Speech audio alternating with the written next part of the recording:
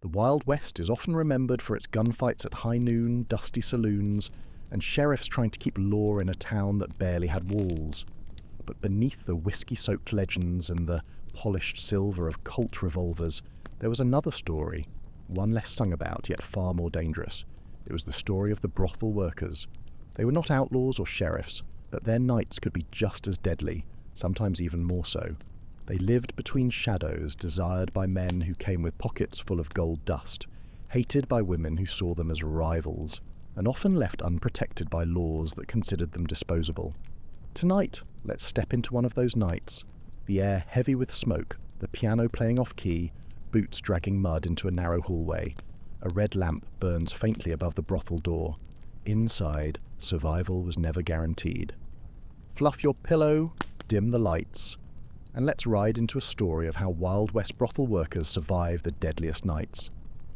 As the sun dropped behind the jagged cliffs and the town's single muddy street fell into shadow, the brothel came alive. Its shutters glowed with candlelight, the red curtains fluttering as if the building itself was breathing. The women inside had their own rituals of survival. Before the first knock on the door, each worker prepared carefully, not for beauty alone, but for defense. A stiletto blade hidden in a corset seam, a small derringer pistol tucked under a pillow, a heavy perfume that covered the smell of cheap whiskey and fear. The madam, often a woman hardened by years of violence, ran her house like a general on campaign. She knew which drunk miner was trouble before he even stumbled inside, which gambler carried debts that could end in blood, and which cowboy had a temper that turned his hands into fists. For the brothel workers, survival meant reading men faster than cards on a table. A smile could earn money, a wrong word could spark rage, and on nights when the saloon boiled over with fights, the brothel became a storm shelter or the storm itself. Outside, the streets echoed with gunshots and laughter. Inside, every creak of the floorboards mattered. Because in the Wild West, the deadliest nights were never marked on a calendar. They arrived with a stranger's grin, a slammed door, or the glint of steel under lamplight. The greatest danger wasn't always the man with a revolver, or the drunk with fists that swung like hammers. Sometimes it was invisible, a cough in the corner, a fever spreading from bed to bed, a sickness that no doctor in town dared to treat. Brothel workers learned to live with disease as if it were another guest in the house. The smell of cheap disinfectant lingered in the air, lye soap and whiskey poured over wounds. Some women carried small pouches of herbs, remedies whispered down from mothers and grandmothers, meant to ward off fevers or calm a shaking body. But often, survival was just luck. One girl could entertain half the town and still rise each morning smiling. Another could fall into coughing fits after a single night and never stand again. But the illnesses were not only of the body, the mind bore heavy scars too. Many women were far from home, cast out for shame or drawn by the promise of fast money. Each night required performance, a mask of laughter, flirtation, and coy whispers. Behind closed doors, when the lanterns burned low, they washed their faces and saw eyes rimmed with exhaustion, lips bitten raw, bruises carefully hidden under lace. Survival meant carrying secrets heavier than the gold coins tucked in their stockings. If disease was an unseen predator, fire was the sudden executioner. Brothels, often built from dry pine planks and lit by kerosene lamps, could vanish in flame within minutes. Many women slept lightly, trained to wake at the first whiff of smoke, the faint crackle of wood. They kept escape ladders hidden by windows, buckets of water near basins. Survival was not glamour, it was readiness. And then there was violence, the kind that came on two boots kicking down the door. Men drunk on whiskey and power often saw brothel workers not as people but as possessions. The madames kept shotguns behind the counter. Some houses had agreements with local lawmen, trading free drinks and favors for the promise of quick rescue when a client lost control. But law in the West was thin as dust. When fists flew, when knives flashed, it was usually the women themselves who had to fight back. Stories spread from town to town of women who became legends in their own right. One who shot a man through the shoulder when he tried to beat her. Another who stabbed an outlaw with a hatpin so deeply that he fled bleeding into the night. Survival was not passive, it was earned with grit, nerve, and the constant willingness to defend one's body as fiercely as any gunslinger defended his land. Yet even with knives and pistols, no one could survive alone. The brothel workers relied on each other, weaving fragile sisterhoods in a world that tried to pit them against one another. Rivalries existed, jealousies over clients or earnings, but when danger arrived, those rivalries vanished. They shared coins to buy medicine, watched each other's backs when tempers flared, and warned newcomers about the men who smiled too wide. Older women often became guardians for the younger ones, teaching them how to read a room, how to slip out of a drunken embrace without sparking fury, how to keep a small blade sharp and ready. Even the madams, hardened and ruthless as they seemed, carried the weight of protection. Their survival depended on the safety of the house. A brothel wasn't just a business, it was a fortress in the wilderness, guarded not by walls of stone but by whispers, rules, and the unspoken bond of those who lived under its roof. But nothing compared to the nights when chaos from outside spilled through the brothel's doors. Sometimes it was a brawl from the saloon, a gambler caught cheating, a miner robbed on his way back from the claims. Other times it was worse, outlaw gangs riding into town, drunk on stolen liquor and desperate for women. On those nights the lamps were blown out. The women hid behind locked doors or crouched in dark cellars, hearts pounding as boots stomped overhead. The madam whispered prayers, shotgun in her lap. The piano downstairs went silent, the last chord trembling in the air. And sometimes, survival meant more than just hiding. Some women struck bargains, throwing jewels, coins, or even whiskey bottles at intruders to buy time. Others slipped into secret passageways built behind walls, narrow wooden corridors meant only for escape, and in rare, chilling cases, survival meant sacrifice. One woman distracting violent men so others could flee through the back door into the night. The Wild West celebrated its gunfighters and lawmen, but the women in the brothels faced deadlier battles, fought in shadows, behind curtains, in silence broken only by breath and whispered warnings. Even in the darkest nights there were fragile threads of light. To survive wasn't only about knives, pistols, and quick thinking. It was also about finding hope, however small. The women clung to rituals and comforts that made the endless parade of danger bearable. Some played music long after the clients had gone. A battered piano in the corner of the parlour might echo soft hymns remembered from childhood, or bawdy songs turned suddenly tender. The sound carried through the thin walls, reminding each woman that she wasn't alone in the silence. Others lit candles at the windowsill, not for decoration but for protection. Superstitions travelled westward with them, rituals learned from immigrant mothers, a pinch of salt at the threshold, a silver coin under the pillow, a lock of hair tied with a red thread to ward off violent men. In towns where law failed, belief itself became a kind of shield. And then there were the small acts of normal life. A kitten fed scraps from the kitchen, a piece of embroidery stitched in secret between customers, a lullaby sung to no one in particular, drifting down a hallway thick with smoke. These were not luxuries. They were survival. They reminded the women that their souls had not been claimed, that something gentle still lived within walls meant for roughness. Every coin earned carried two sides, danger and salvation. Gold dust spilled on the counter could buy dresses, whiskey, or simply a night without hunger. But many women saved fiercely, hiding money beneath floorboards, sewing it into hems, tucking it into hollowed-out candlesticks. Each coin wasn't just survival for the night, it was an escape ticket for the future. Stories whispered of women who vanished overnight, never to return. Some left with a trusted lover, others slipped onto a stagecoach before dawn, their savings tied in a cloth. To survive the deadliest nights often meant planning for the day when you wouldn't have to face them anymore. But escape was not easy. Many were bound by debts to their madams, chained by contracts written in whiskey-soaked ink. Others feared what waited beyond the town, barren deserts, hostile gangs, and the gnawing uncertainty of freedom. For some, the brothel was both prison and refuge, a place where they were endangered but at least not invisible. Despite every precaution, some nights claimed lives, a fire too quick to outrun, a knife too sharp to block, a disease too cruel to resist. Brothels buried their own, often quietly without ceremony. Wooden crosses marked graves on the edge of town, names carved in haste or left unmarked altogether.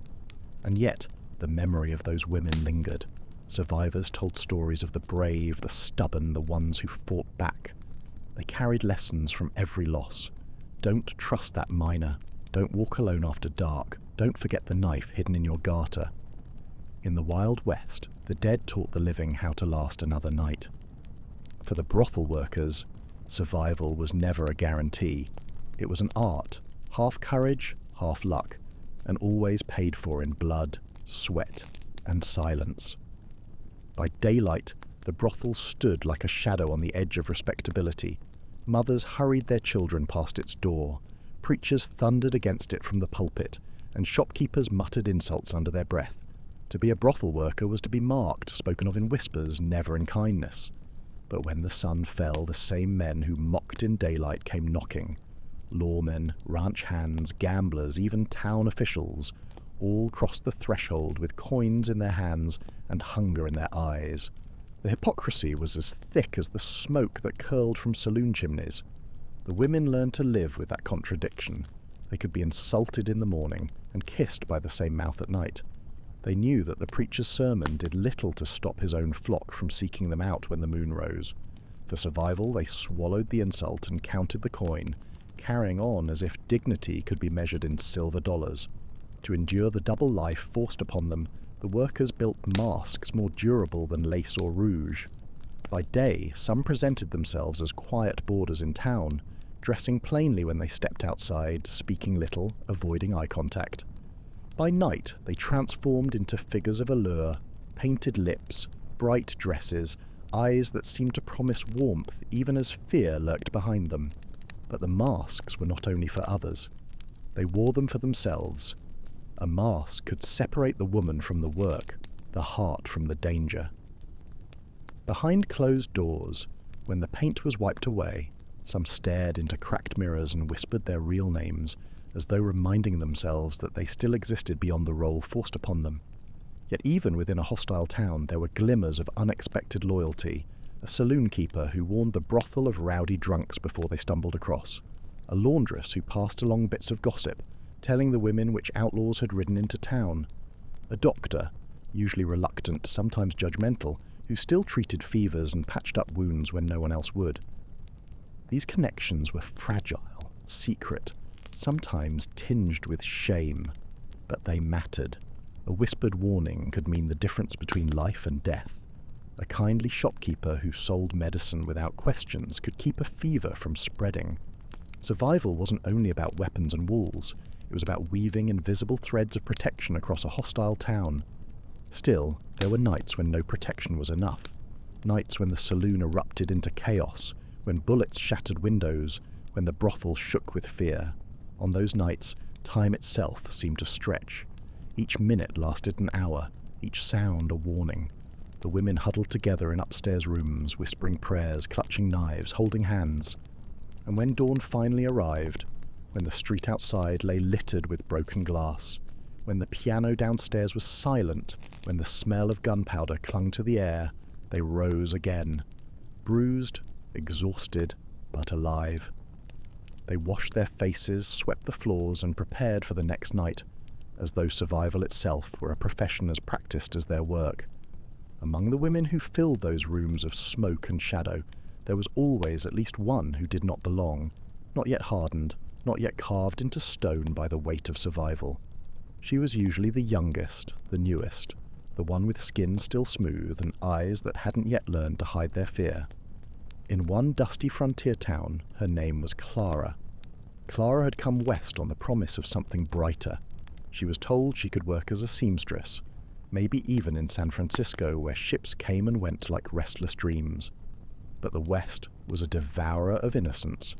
Stagecoaches needed fares, landlords wanted payment, and promises were cheaper than whiskey. Before long, she found herself under the red lantern's glow, pressed into a life she had never imagined. And yet Clara carried a secret. Each night, when her work was done and the doors were bolted, she lit a stub of candle and unfolded scraps of paper hidden in her trunk, pages torn from books, worn from her fingers. She copied poems, letters, even her own thoughts, scribbling them with a blunt pencil. Writing was her rebellion.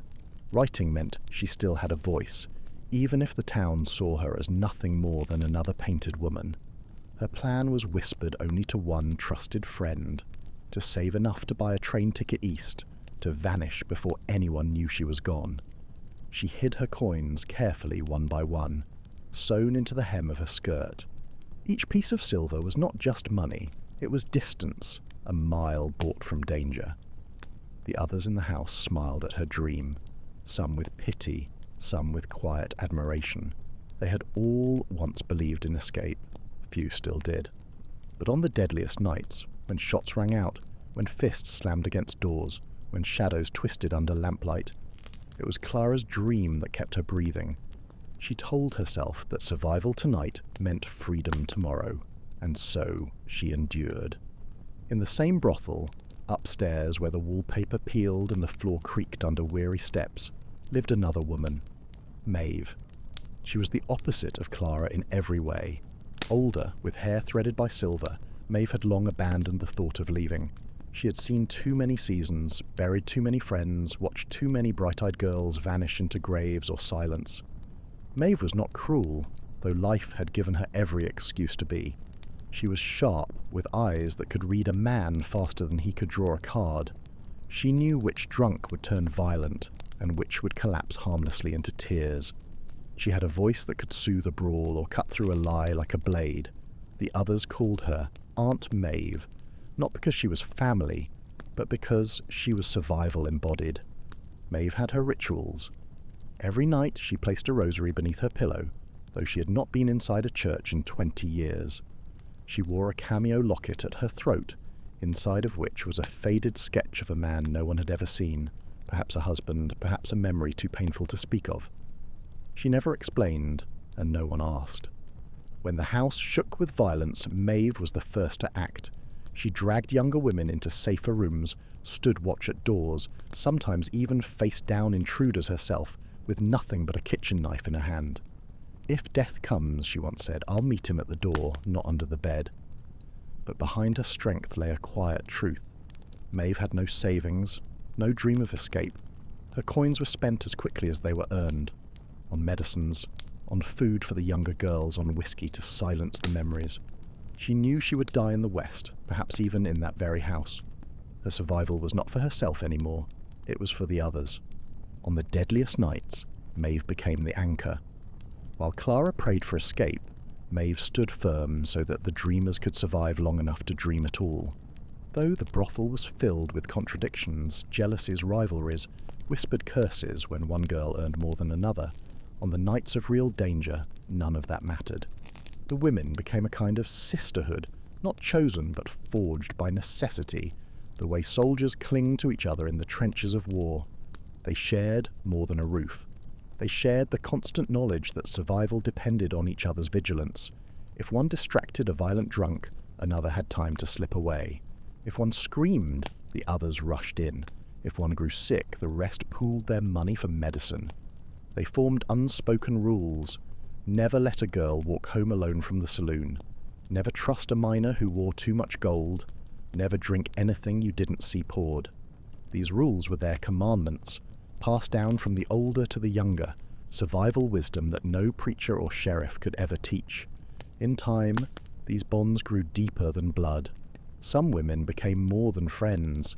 They became the only family each other had left. They celebrated birthdays with scraps of cake, stitched each other's dresses, even shared secrets that could never be spoken outside the walls. And when one of them was lost, whether to disease, to fire, or to violence, they mourned together. They carried her body to the outskirts of town, whispered her name to the wind, and swore quietly to remember. For in the Wild West, memory itself was survival. To be forgotten was a second death. The night began like so many others, with laughter spilling from the saloon, boots scuffing through the dirt street, and the sour smell of whiskey thick in the air. Inside the brothel, the piano clinked along, the girls powdered their faces one last time, and the madam sat at her desk counting coins, listening with one ear to the noise outside. It was supposed to be an ordinary night, though in the West, ordinary was always a lie. Shortly before midnight, the trouble started. A group of miners, half drunk, half mad with frustration after losing at cards, stumbled from the saloon into the cold night air. Their voices rose like a storm, shouting curses at the dealer, at the sheriff, at the very town itself, and then one of them, a big man with a scar down his cheek, spat toward the brothel and said loud enough for everyone to hear, "We'll take what we want tonight. No payin'." The words carried like a spark in dry brush. Within minutes, boots pounded up the wooden steps, fists slammed against the painted door, and the red lamp above shook on its chain. Inside, the women froze. They knew this sound. This was not a customer knocking. This was danger coming to collect. The madame's voice cut sharp through the silence. "Blow out the lamps!" At once the rooms fell into darkness. Only the faintest glow of moonlight slipped through cracks in the shutters. The piano player slipped out a back window, vanishing into the alley. Upstairs, Clara pressed her candle stub into her trunk, hands trembling as she whispered a prayer. Maeve, calm as ever, pushed the younger girls into the corner and slid a knife from her apron, its blade catching the moonlight like a sliver of steel courage. The front door shook as fists pounded harder. Then came the crack of splintering wood. A shot rang out in the street. The miners weren't bluffing. Downstairs, the madam reached under her desk and pulled free a shotgun, the barrels worn but ready. She cocked it with a sound that echoed like a warning bell. "First man through dies," she hissed into the dark. The girls behind her held their breath, praying she meant it. The door gave way with a crash, wood flying like shrapnel. 3 men stumbled in, their shadows huge against the walls. One carried a pistol, another a bottle of whiskey, the third a knife glinting in his hand.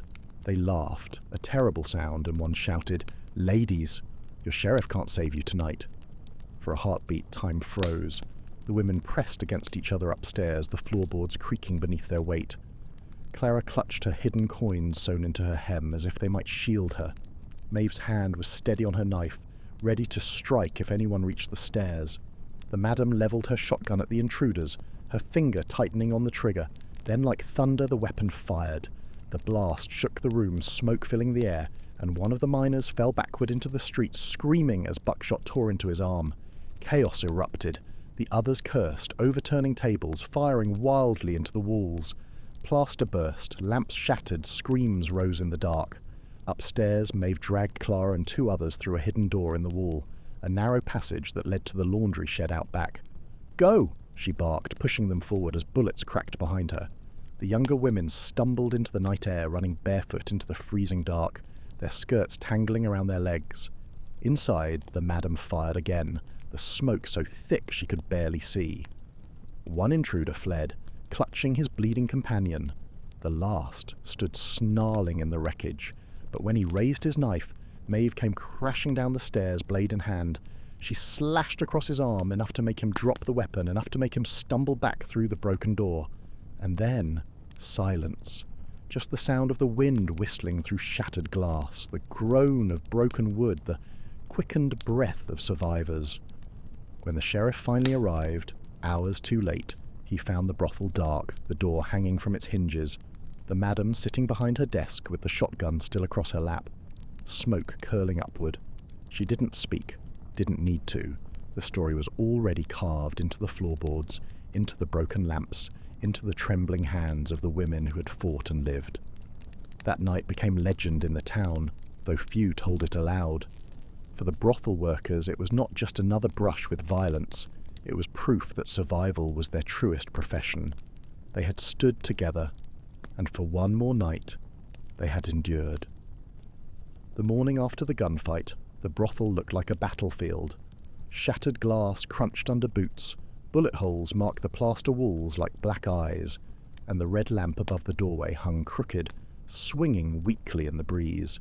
For outsiders, it was another story in a town that had too many already. But for the women inside, it was another scar to live with, another reminder that every night carried the weight of chance. Yet survival was not only about facing violence, it was about recovering from it. and that required an entirely different kind of strength. When the sun rose, the women gathered in the parlour, not in silk gowns or painted faces, but in plain house dresses and bare feet. Clara sat quietly at the table, eyes wide and haunted, her hands still trembling from the night before.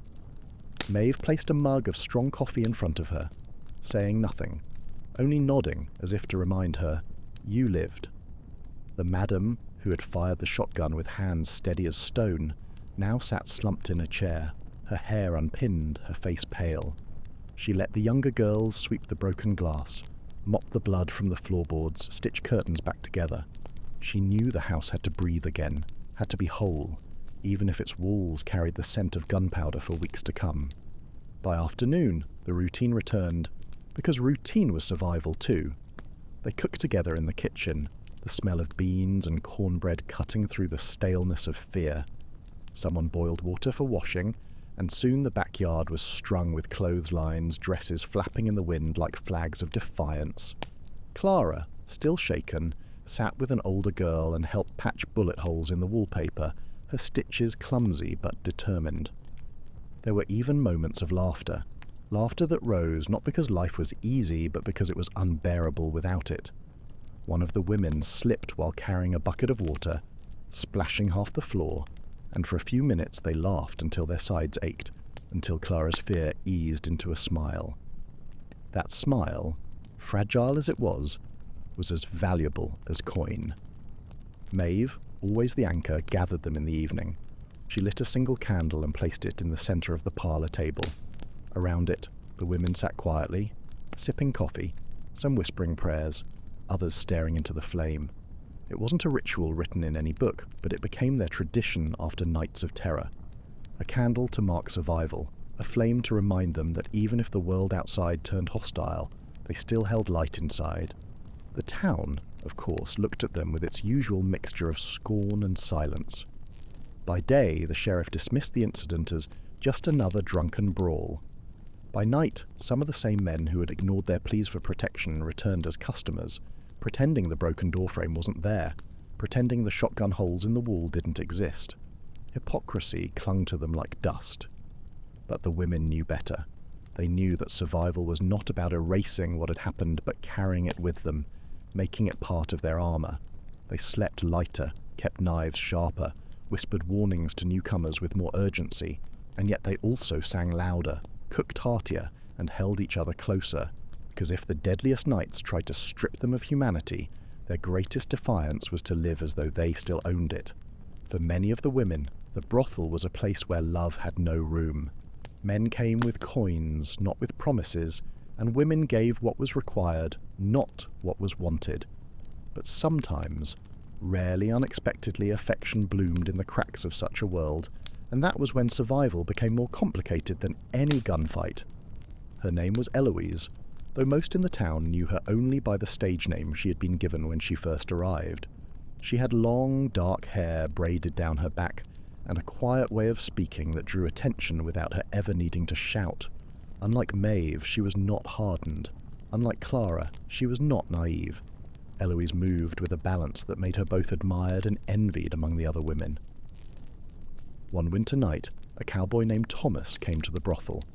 He was not like the others. His hands were calloused from real work, not from gambling tables, and his eyes carried weariness rather than hunger. He paid for Eloise's time, but instead of rushing, he sat with her, speaking in a low voice about the ranch he hoped to build, about the wide stretch of prairie where he dreamed of planting an orchard. Eloise listened, half skeptical, half entranced. And so it began, not with passion, but with words. Each time Thomas came to town, he returned to her. He left coins, but also small gifts, a ribbon, a book of poems, a locket with no picture inside. Eloise felt the stirrings of something she had long ago buried, the dangerous belief that she could be more than what the town saw her as. But in a brothel, love was never private. The other women noticed. Some warned her gently, "Don't let your heart be the noose." Maeve especially reminded her that men often promised futures they never intended to give. Yet Eloise could not help it. In Thomas, she saw not only a man, but an exit, a life beyond the walls, a chance to be someone else. And love, in that world, was perilous. For one, jealous customers were quick to anger. When whispers spread that Eloise favoured Thomas, other men grew hostile, violent even. One drunk miner tried to strike her, shouting that she thought herself too good for the rest of them. The madam had to drag him out at gunpoint. Worse still, the town itself was not kind to such attachments. A brothel worker who sought a respectable life outside the trade was often branded, scorned, denied. For Eloise, the dream of leaving meant risking everything: her safety, her friendships, even her fragile standing within the house. And yet, she clung to it. On nights when the brothel shook with gunfire or disease crept through the halls, Eloise whispered Thomas's name like a prayer. For her, survival was not only about enduring the night, it was about holding on to the possibility of dawn. Still, every woman in the house knew the truth. Love could save, but it could also destroy. A man might rescue a woman from the brothel, or abandon her in the dirt. Affection could turn to obsession, gifts to chains, tenderness to control. The line between salvation and ruin was thin as lace. Eloise risked it anyway. Because in the West, where life was often brutish and short, the greatest rebellion a brothel worker could commit was to believe that her heart still belonged to her. The Wild West was deadly in its summers, dust storms, droughts, and fever, but winter was its truest executioner. In the high plains and mountain towns, cold came suddenly, falling like an axe. One week the streets were mud, the next they were stone beneath ice. Horses dropped in their tracks, water froze solid in barrels, and the wind screamed through every crack in wooden walls. That year, the winter came earlier than anyone expected. By late October, snow already blanketed the roofs, and by December, the town lay half buried. Supplies dwindled, stagecoaches stopped running, the saloon struggled to keep whiskey flowing, and the general store locked up sacks of flour as if they were gold. Inside the brothel, survival took on new meaning. The red lamp outside still burned, but fewer men came knocking. Many couldn't afford to. Miners trapped by the storm hoarded their gold. Ranchers stayed snowed in miles away. And drunks who stumbled in had little to pay with but frostbitten fingers. Business slowed, coins grew scarce, and hunger crept into the house like a thief. The women wore layers of shawls even indoors, their breath fogging the air as they spoke. At night, they crowded into one or two rooms, pulling mattresses together for warmth, sharing body heat like soldiers in a trench. Clara, the youngest, often pressed close to Maeve, whispering that her feet had gone numb. Maeve would rub them with rough hands, muttering, "Keep wiggling 'em, girl, or you'll lose 'em." Food became a daily calculation. The madam rationed what little they had. Beans stretched with water, stale bread softened with broth, sometimes only black coffee to fill an empty stomach. On the harshest nights, they roasted scraps of candle wax into the fire just to trick themselves into thinking the kitchen still smelled of fat. Hunger was not just discomfort, it was another enemy to fight, and still, danger found its way through the cold. Drunks staggered in seeking warmth, some angry, some violent, all desperate. With tempers sharpened by hunger and whiskey, the women had to be sharper still. Maeve kept her knife under the blanket at all times. Clara carried her coins tighter than ever, terrified they might be stolen by the very men who once promised to rescue her. Eloise, caught between love and fear, clung to letters Thomas had written, promising to return for her when the snow melted, though promises were as brittle as icicles. The cold pressed down on their lungs, on their spirits, on their very bones. Yet there were moments of defiance even then. One evening, when the blizzard howled so fiercely the windows rattled like drums, the women gathered in the parlour and lit every candle they had left. The room glowed golden, warm against the blue shadows of the storm outside. They sang songs, hymns, lullabies, bawdy saloon tunes, anything to drown out the wind. Their voices trembled, but they carried on because to sing in winter was to spit in death's face. When morning came, the frost on the window panes glittered like diamonds, and the house still stood. They had survived another night, and in the Wild West, that was all that mattered. The night was so cold that even the whiskey froze in its bottles. The wind shrieked like a beast, rattling shutters, bending timbers, blowing drifts of snow across the silent street. Inside the brothel, the women huddled close around the stove, the fire their only companion, the glow of its embers their only comfort. They thought the storm outside was the greatest danger that night. They were wrong. It began with a careless spark, perhaps a log shifted in the stove, perhaps a lamp overturned by a gust through the broken shutters. Whatever its cause, the fire spread quick and merciless, licking up the curtains with greedy orange tongues. In moments, smoke rolled across the ceiling, filling the parlour with a choking haze. Maeve was the first to smell it. She sprang up, shouting over the howl of the wind. "Fire!" The word ripped through the house like a gunshot. Panic surged. Clara clutched her trunk, instinctively reaching for the hem of her dress where her coins were sewn, even as Eloise pulled at her arm. "Leave it! We have to go!" But leaving was not simple. Outside was a blizzard, snow waist deep, the air so cold it froze tears to the skin. To step into it without shoes, without coats, was to risk death just as certain as the fire. Inside, the flames roared, devouring wallpaper, swallowing the red curtains, chasing them up the stairs like a predator. The madam seized her shotgun, not for defence, but to smash the lock off the back door. The women stumbled after her, some barefoot, some half-dressed, dragging blankets and shawls around their shoulders. Smoke choked their lungs, sparks burned their arms, and the very walls seemed to scream as timbers cracked. In the chaos, Eloise turned back. Her locket had fallen. She searched in the smoke, coughing, tears blinding her. Maeve saw her, and without hesitation plunged into the dark, dragging Eloise by the arm, forcing her out into the night. The locket was gone, but her life remained. Outside, the storm swallowed them.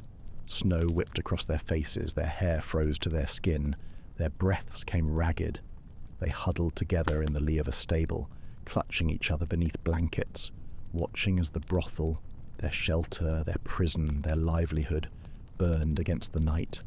Flames lit the sky red, sparks dancing like ghosts into the blizzard, until the house collapsed in a thunder of ash and ice. The sheriff came too late, as always, his lantern bobbing through the storm. The townsfolk gathered at a distance, their faces pale in the firelight, whispering prayers, judgments, or both. No one offered them homes, no one offered them mercy. The women were left in the snow, teeth chattering, eyes reflecting the ruin of everything they had known.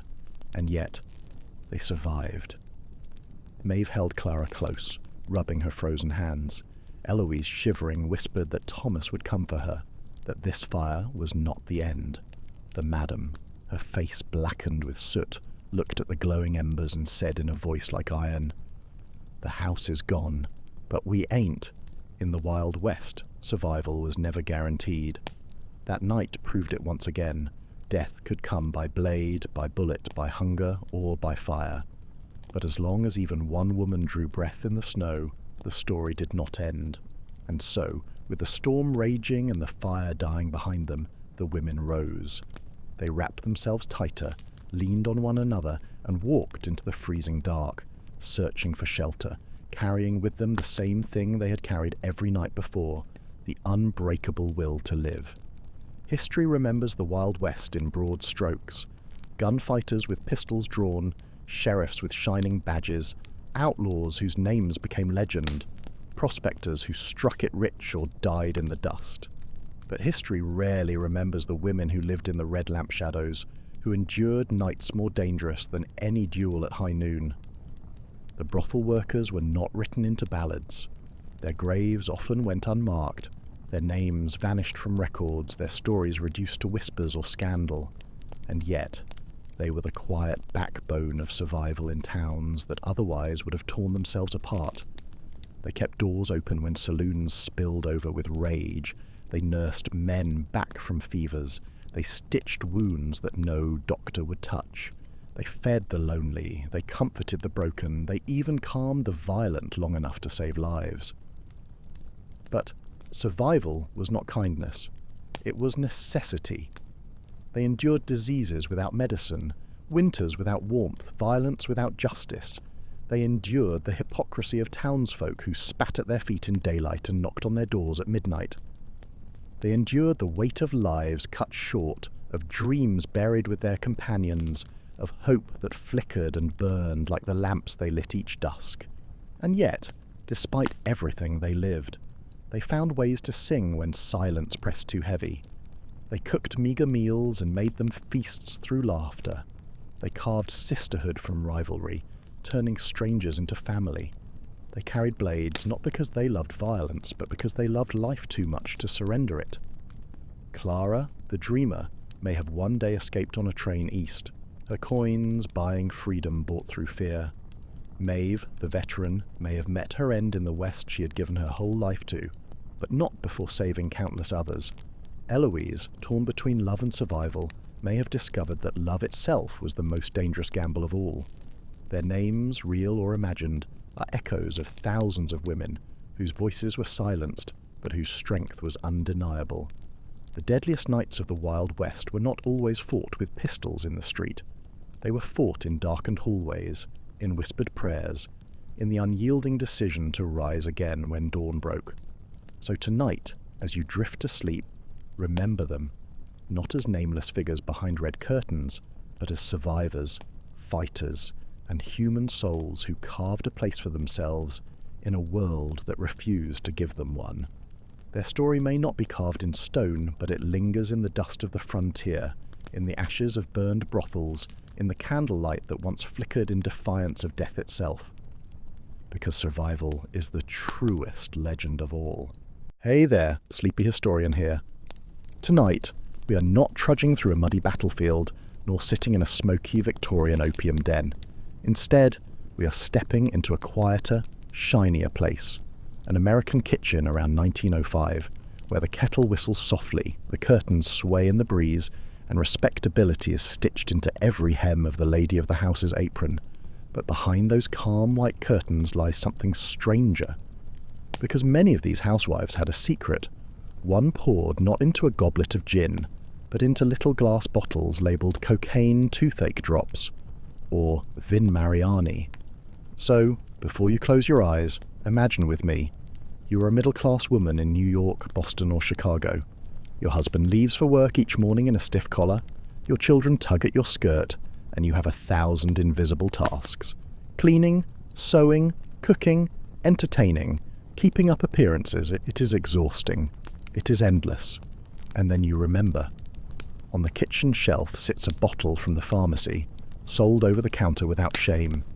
The pharmacist promised it would calm the nerves, lift the spirits, and cure all fatigue. And so, with a trembling hand, you pour a little white powder into a spoon, or perhaps take a few drops of syrup laced with cocaine, and suddenly the day doesn't feel quite so heavy.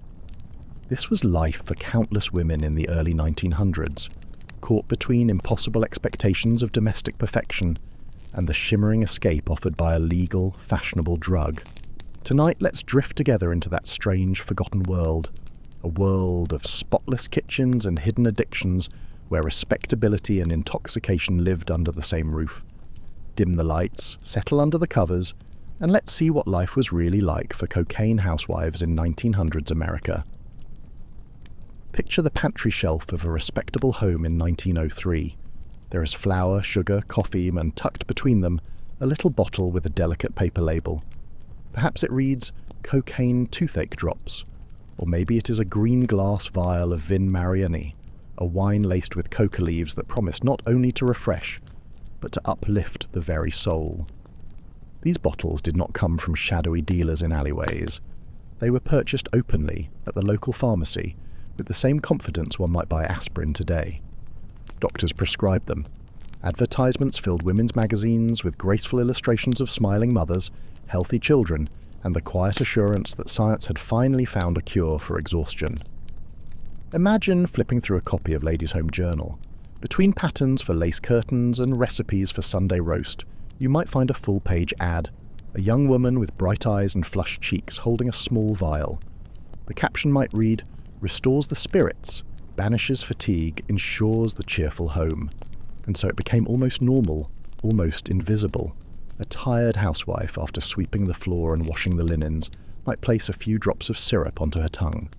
Her heartbeat quickens, her thoughts feel lighter, her chores no longer seem endless. For a brief while, She is not just a wife or a mother or a servant of the household clock. She feels, though she would never say it out loud, alive, radiant, almost free. And yet all of this remained hidden behind polished windows and lace curtains. Visitors would see a spotless parlour, a smiling hostess offering tea. No one would suspect that her bright conversation and tireless energy came not only from willpower, but from the little glass vial beside the sugar bowl. At first it all seemed so simple. A spoonful of syrup or a single drop beneath the tongue, and the weariness of the morning lifted like mist from a meadow. The dishes clinked more cheerfully, the laundry felt lighter in the hands, and even the cries of restless children seemed less piercing. Cocaine promised brightness. It sharpened the eyes, gave colour to the cheeks, and wrapped the mind in a thin veil of optimism. A housewife, once heavy with fatigue, might suddenly find herself humming as she scrubbed the floor, moving quickly from one task to another with a strange electric joy. But the body notices. Soon the little doses that once worked miracles feel weaker, and the bottle must be reached for more often. Sleep becomes restless. The hands, once steady, tremble slightly as they lace the children's boots or pour the evening tea. The smile remains, but it is tighter now, stretched across a face that sometimes twitches at the edges. Neighbours, of course, rarely noticed. Respectability was a costume carefully worn, and most women mastered it well. But behind closed doors, in the quiet of the bedroom or the loneliness of the kitchen after midnight, the glow began to fade.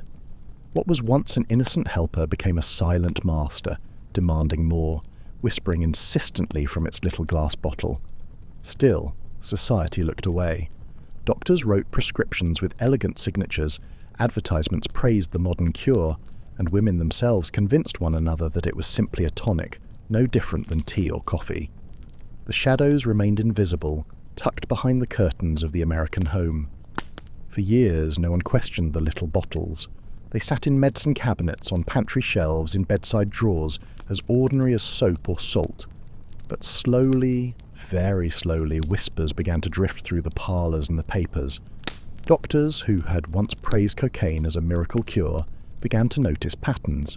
Patients returned again and again, asking for stronger doses. Women complained of sleepless nights, of racing hearts, of strange moods that swung like a pendulum from joy to despair. And in the margins of medical journals, a few cautious voices began to suggest that perhaps this substance was not a gift at all, but a trap. Newspapers, too, began to take notice. A small article in a city daily might warn of the cocaine habit. Stories emerged of men on the streets, of desperate cravings, of behaviour that no longer fit the image of respectability. And though few spoke openly of housewives, those guardians of the domestic sphere, many began to wonder if the glowing advertisements in women's magazines told the whole story. By 1906, the Pure Food and Drug Act was passed, requiring labels to list ingredients. For the first time, the word cocaine appeared in bold print, no longer hidden behind flowery promises of energy and cheer. A housewife lifting a familiar bottle might now see the name staring back at her, stark and undeniable. The illusion of safety began to crack. Yet even then, change came slowly. The advertisements did not vanish overnight. Pharmacists still sold their tonics, and in countless American kitchens women still reached for the little vials, knowing, though they might not say it, that life without them felt unbearably heavy. It was a delicate balance, the polished surface of domestic life, and beneath it a growing awareness that something was not quite right. By the 1910s, the world had shifted. What had once been sold with cheerful smiles and elegant labels now carried a darker reputation. The very same newspapers that had once printed glowing advertisements began to publish warnings, painting cocaine not as a household helper, but as a dangerous vice. For the housewives who had quietly relied on their little bottles, the change was unsettling. The pharmacist who once offered the tonic with a polite nod now hesitated. The neighbours, who once admired a woman's tireless energy, now whispered if her hands shook or if her laughter seemed too sharp. And in the space of only a few years, something once invisible had become shameful. Imagine the moment of opening a familiar cabinet and finding the bottle empty, with no replacement available at the pharmacy. The chores still piled high, the children still cried, the husband still expected dinner on the table at 6, but the secret helper was gone, replaced by nothing more than strong coffee or perhaps a doctor's suggestion of rest. For many women, the house once again felt heavier, the days longer, the nights lonelier. The shift was not only personal, but cultural. America was entering the age of prohibition and regulation, when substances once woven into everyday life were suddenly outlawed, their users recast as weak, immoral, or diseased. And so, the cocaine housewife slipped quietly out of sight, her story hidden beneath layers of respectability, denial, and silence. Yet the memory lingered. In the faint clink of an antique bottle, in the faded pages of an old magazine advertisement, one can still sense the tension of that era, a society that demanded perfection, offered chemical escape, and then condemned the very women who accepted it. And so, the story of the cocaine housewives of 1900s, America fades, much as it began, quietly, behind lace curtains and closed doors. It was never a tale of wild abandon, of dark alleys or roaring jazz clubs.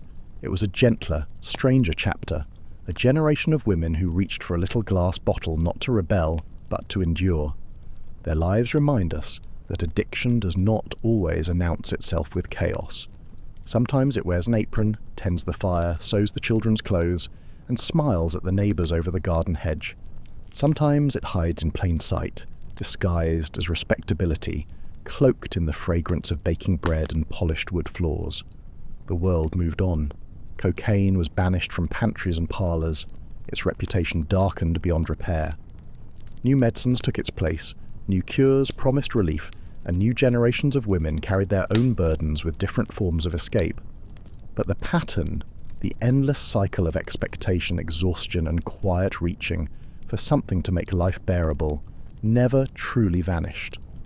So tonight, as you drift to sleep, think of those women, of kitchens lit by gaslight, of glossy advertisements whispering promises, of the delicate balance between duty and desire. And perhaps, in the stillness, you might sense their presence, not as ghosts, but as echoes, reminding us that history is never as distant as it seems.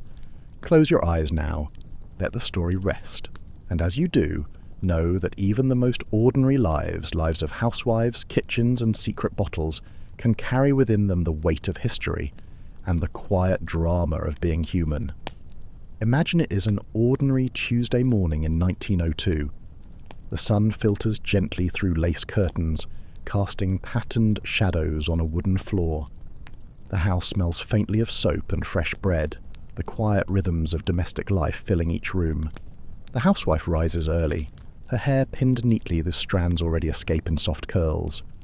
She tends to the fire, boils water for her husband's breakfast, and lays out his stiff white collar with careful precision. Every gesture is a duty, every duty a quiet performance, for the role of the respectable wife is a stage upon which she must shine flawlessly each day. But beneath the surface, the weight of monotony presses heavily. Endless dishes, endless laundry, endless interruptions from children tugging at her skirts. Her hands ache, her temples throb, her thoughts scatter like leaves in the wind. And so, without drama, without hesitation, she reaches for the little bottle. A spoon, a vial, a drop upon the tongue. The effect is subtle at first, a warmth in the chest, a sudden brightness behind the eyes. The heaviness lifts. The chores no longer feel unbearable. The laughter of children feels lighter. Even her husband's demands, once sharp, soften in the glow of her newfound energy. By mid-morning, she is a whirlwind of productivity. She scrubs the floor until it shines, hums a hymn as she sews a torn sleeve, writes a polite note to a neighbour, and arranges flowers in a vase, all with an enthusiasm that seems almost unnatural. Were you to enter her home, you might think her the very image of domestic grace. Cheerful, tireless, devoted. You would never suspect the secret helper hidden on the shelf beside the sugar bowl.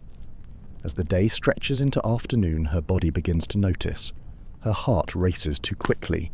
Her hands tremble as she threads a needle, and her patience frays when a child spills milk across the table. But she knows the cure for this too. Another drop, another spoonful, another glass of cocoa wine. The cycle continues, quiet and unseen, wrapped in the polite silence of middle-class America. As the day bends toward evening, The shadows lengthen across the parlour walls. The children, restless from the long afternoon, scatter their toys across the rug, their laughter colliding with sudden cries. In the kitchen, the housewife prepares supper, pot roast perhaps, or boiled chicken with potatoes, her hands moving with the speed of habit, her mind fueled by the sharp energy still coursing through her veins. The table is set with quiet care, a lace cloth spread smoothly, the good china arranged in its proper place, forks and knives glinting in the lamplight.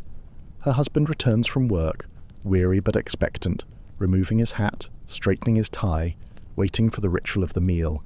From the outside, the picture is perfect. The family gathered together, steam rising from dishes, polite conversation flowing like a gentle stream.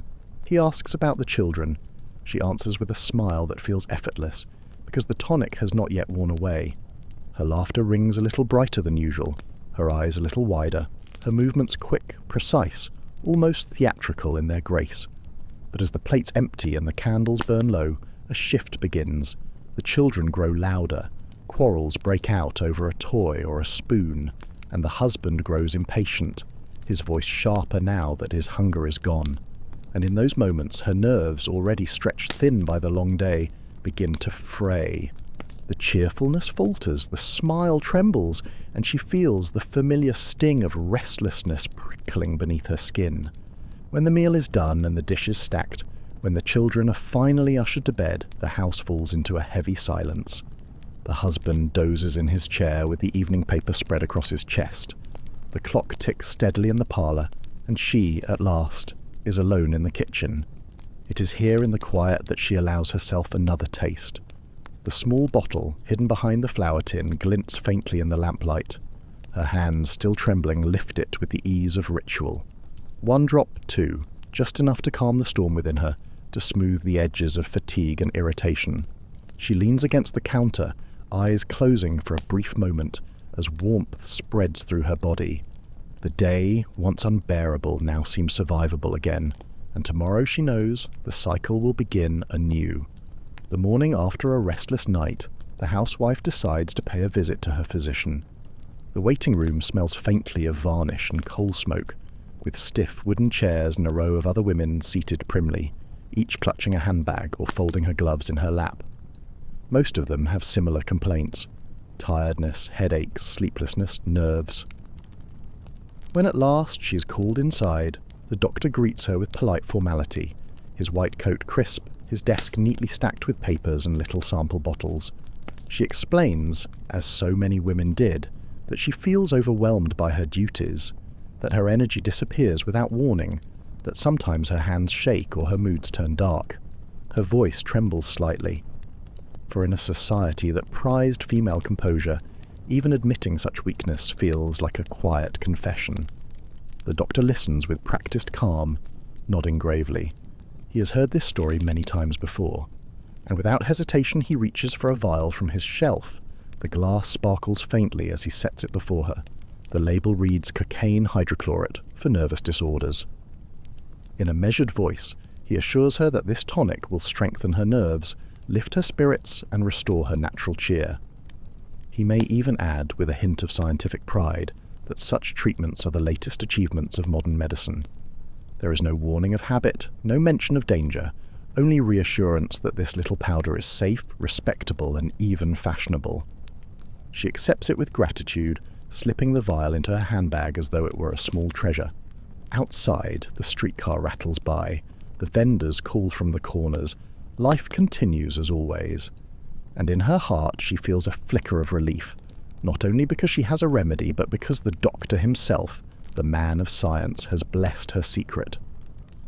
Later, at home, as she places the new vial beside the sugar and spices, she feels justified. If the doctor prescribed it, if the magazines advertised it, if society quietly accepted it, then surely she was not doing anything wrong. Surely she was only doing what was necessary to survive her days. It is a Sunday afternoon in 1904. The parlour is warm, the lace curtains drawn back to let in a pale beam of sunlight. A few neighbours have gathered, their hats resting neatly on the hall table, their voices rising and falling in polite conversation. The tea service gleams on a low table, cups clinking gently. and beside the sandwiches and little cakes lies something less expected, a small bottle passed discreetly from hand to hand. The women speak in lowered tones, their words threaded with laughter, but edged with fatigue. One confesses that she has been terribly nervous lately, her sleep broken, her patience with her children worn thin. Another nods knowingly, admitting that she too has found herself exhausted, drained, unable to keep up with the endless rhythm of household life. And then, almost as if by accident, one produces her tonic. A few drops on the tongue, she explains, and the gloom lifts. Her cheeks flush with energy, her spirits brighten, and her husband never suspects the difference. There are murmurs of curiosity, of envy, of cautious delight. Some already know this secret, others pretend they do not, though the flicker in their eyes betrays recognition. They discuss the advertisements, how elegant they look in Harper's Bazaar or Ladies' Home Journal, always showing a graceful woman, a happy home, a sense of health and harmony. It all seems so modern, so respectable. No one calls it addiction, they call it a cure. They call it a blessing. They call it medicine for the nerves, as though naming it so makes it something other than what it is. As the afternoon wanes, the bottles are slipped back into handbags, the cups are stacked neatly, and the women rise to leave. On the surface, it has been a simple visit. Tea, cakes, polite chatter. But beneath it, something deeper binds them, a quiet sisterhood of women surviving impossible expectations with the help of a powder hidden in glass. And when they return to their homes, each carrying her secret remedy, the cycle continues. The kitchens are scrubbed, the children soothed, the husbands served, all under the invisible influence of that shining white dust. As twilight deepens, the lamps are lit, and the house settles into its nightly rhythm. The husband smokes his pipe in the parlour.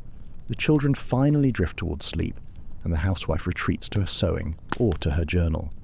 But her body does not rest. Her thoughts, sharpened and brightened by the day's doses, refuse to soften into silence. Her mind races. She plans meals for the week, remembers each stain that must be scrubbed from the laundry, rehearses conversations with neighbours, relives the smallest comments her husband made at dinner. What should be a quiet evening becomes a storm of restless energy swirling behind her eyes. At times, this restless glow feels almost like power. She writes letters quickly, her hand darting across the page. She reorganises drawers, scrubs corners of the floor no guest would ever see, stitches hems with feverish precision. Her movements are fast, efficient, even admirable to anyone watching. Yet underneath, there is something strained, unnatural, as though she is driven by a force she cannot quite control. And when the midnight hours arrive, she cannot sleep. The bed feels too stiff, the pillow too hot, the air too heavy. She tosses, she turns, she rises again to sip water or pace the hallway. Her heartbeat racing though the house lies silent around her. From the bedroom, her husband snores softly, unaware of the turmoil only a few feet away. In these hours, the housewife feels most alone. The tonic that once lifted her spirits now seems to mock her, promising cheer but leaving her hollow and wide awake. Her hands tremble as she holds a lamp, her lips pressed tightly together, her jaw aches from tension. And yet, when morning comes, she will reach for the bottle again, convinced it is the only way to endure another day. The neighbours will see her smile. Her children will see her tireless energy. Her husband will see his spotless home. But no one will see the restless storm that rages behind her calm exterior, fueled by the glittering powder society once called a cure. On Maple Street, or Elm Avenue, or any quiet lane in an American town circa 1905, the houses stand in polite rows, their porches swept clean, their gardens neatly trimmed. And within each house lives a woman expected to embody the very ideal of respectability. To the neighbours, our housewife seems flawless. She greets them with a warm smile when she collects the morning milk from the porch. Her children are dressed neatly, their faces scrubbed, their hair brushed to shining order. Her husband's shirts are always starched, his collars perfectly stiff, his lunches packed with care. When she hosts an afternoon tea, the parlour is immaculate. Doilies placed just so, cushions plumped, flowers arranged in porcelain vases. The table is set with delicate china, and she pours tea with a hand that seems steady, graceful, confident. The conversation flows politely, discussions of recipes, fashion, the latest sermon at church, always with her laughter chiming like a small bell above the rest. The other women admire her energy. Mrs. Whitaker never seems to tire, they whisper. She manages her household beautifully. Not a speck of dust anywhere. Some even confess envy, wondering how she keeps her composure while they themselves stumble through fatigue and irritability. What they do not see is the tremor in her fingers when she clears the cups. What they do not hear is the rapid heartbeat pounding beneath her corset as she bends to pick up a dropped napkin. What they cannot imagine is the small vial hidden in the kitchen drawer, the one she reaches for the moment the guests leave, when her smile collapses into silence and her shoulders sag beneath invisible weight. Respectability is performance, and like all performances, it hides the cost behind the curtain. The neighbours see only the actress on the stage, radiant beneath the light of society's expectations. They never see the shadows waiting just beyond the glow. The house is silent now. The children lie tangled in quilts, their soft breaths rising and falling in rhythm. Her husband sleeps heavily in the bedroom, his snoring muffled by the thick walls. Only the clock in the parlour breaks the silence, its steady tick marking each passing second of the long night.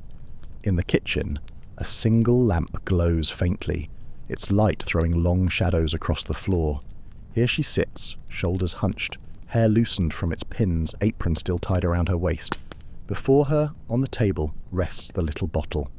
She knows this moment well. The house has demanded everything of her. The cooking, the cleaning, the soothing of tears, the managing of tempers. And now, in the stillness, she finally takes something back for herself. Her hand trembles slightly as she lifts the vial, but it is not hesitation. It is ritual, as familiar as kneeling at prayer. She tilts the bottle, measures a careful drop, lets it touch her tongue. The taste is sharp, bitter, electric. Almost instantly, the fog of exhaustion thins, her eyes sharpen, her breath steadies. It is as though the world, which had collapsed inward with fatigue, expands again with light. For a moment she sits perfectly still, listening. The creak of wood in the rafters, the hum of the night outside, the clock's patient heartbeat. And within her, another rhythm begins, faster, brighter, restless. Sometimes she writes in her journal, her words spilling faster than her thoughts can keep pace. Sometimes she rearranges the shelves, folds and refolds linens, scrubs a floor already clean. Sometimes she simply sits, staring at the lamplight, her mind racing ahead to tomorrow's chores, tomorrow's meals, tomorrow's endless cycle. Yet beneath the energy lies unease. Her body hums too loudly, her chest too tight, her thoughts too quick. She knows she will not sleep for hours, perhaps not at all. And still, she cannot imagine facing morning without this ritual. So the clock ticks on. The night deepens, and the housewife remains awake, her secret glowing in the shadows, hidden behind lace curtains and respectability, invisible to the world outside. Morning comes, as it always does, indifferent to the night before. The rooster crows, milk bottles clink on the porch, and the city or town stirs awake. Our housewife rises with practiced grace, but the mirror tells a truth she cannot fully hide. Her eyes, once bright, are rimmed faintly with red. The skin beneath them is shadowed, as though she carries two bruises no one can explain. Her cheeks, flushed at odd hours by the tonic, now look drawn in the morning light. And her hands, once steady for embroidery or baking, now tremble ever so slightly as she ties her hair or buttons her dress. Neighbours at first notice nothing. They see the same smile at the market, the same polite nod at church, the same careful wave from the porch. But for those closest, her husband, her children, the signs creep in quietly. She snaps more easily at small mistakes. Her laughter sometimes carries an edge, brittle and strange. At night, her footsteps echo long after everyone else has gone to bed, a restless pacing that no one dares to question. To cover these shadows, she doubles her performance. She powders her cheeks more carefully, tightens her corset a little sharper, forces her smile to linger longer than it naturally would. Respectability demands perfection, and so she polishes her image like silver, hiding every flaw with ritual precision. Yet behind the mask, Her body protests. Her heart pounds irregularly, her appetite wanes, her sleep grows shorter and shorter. The very cure that once gave her strength now steals it from her in secret, draining her even as it promises relief. Still, the bottle remains within reach, for to set it aside would mean facing the crushing weight of life without it. Days that stretch endlessly, chores that multiply without mercy, moods that sink into darkness. And so, she chooses the glow, even as it leaves deeper shadows upon her face.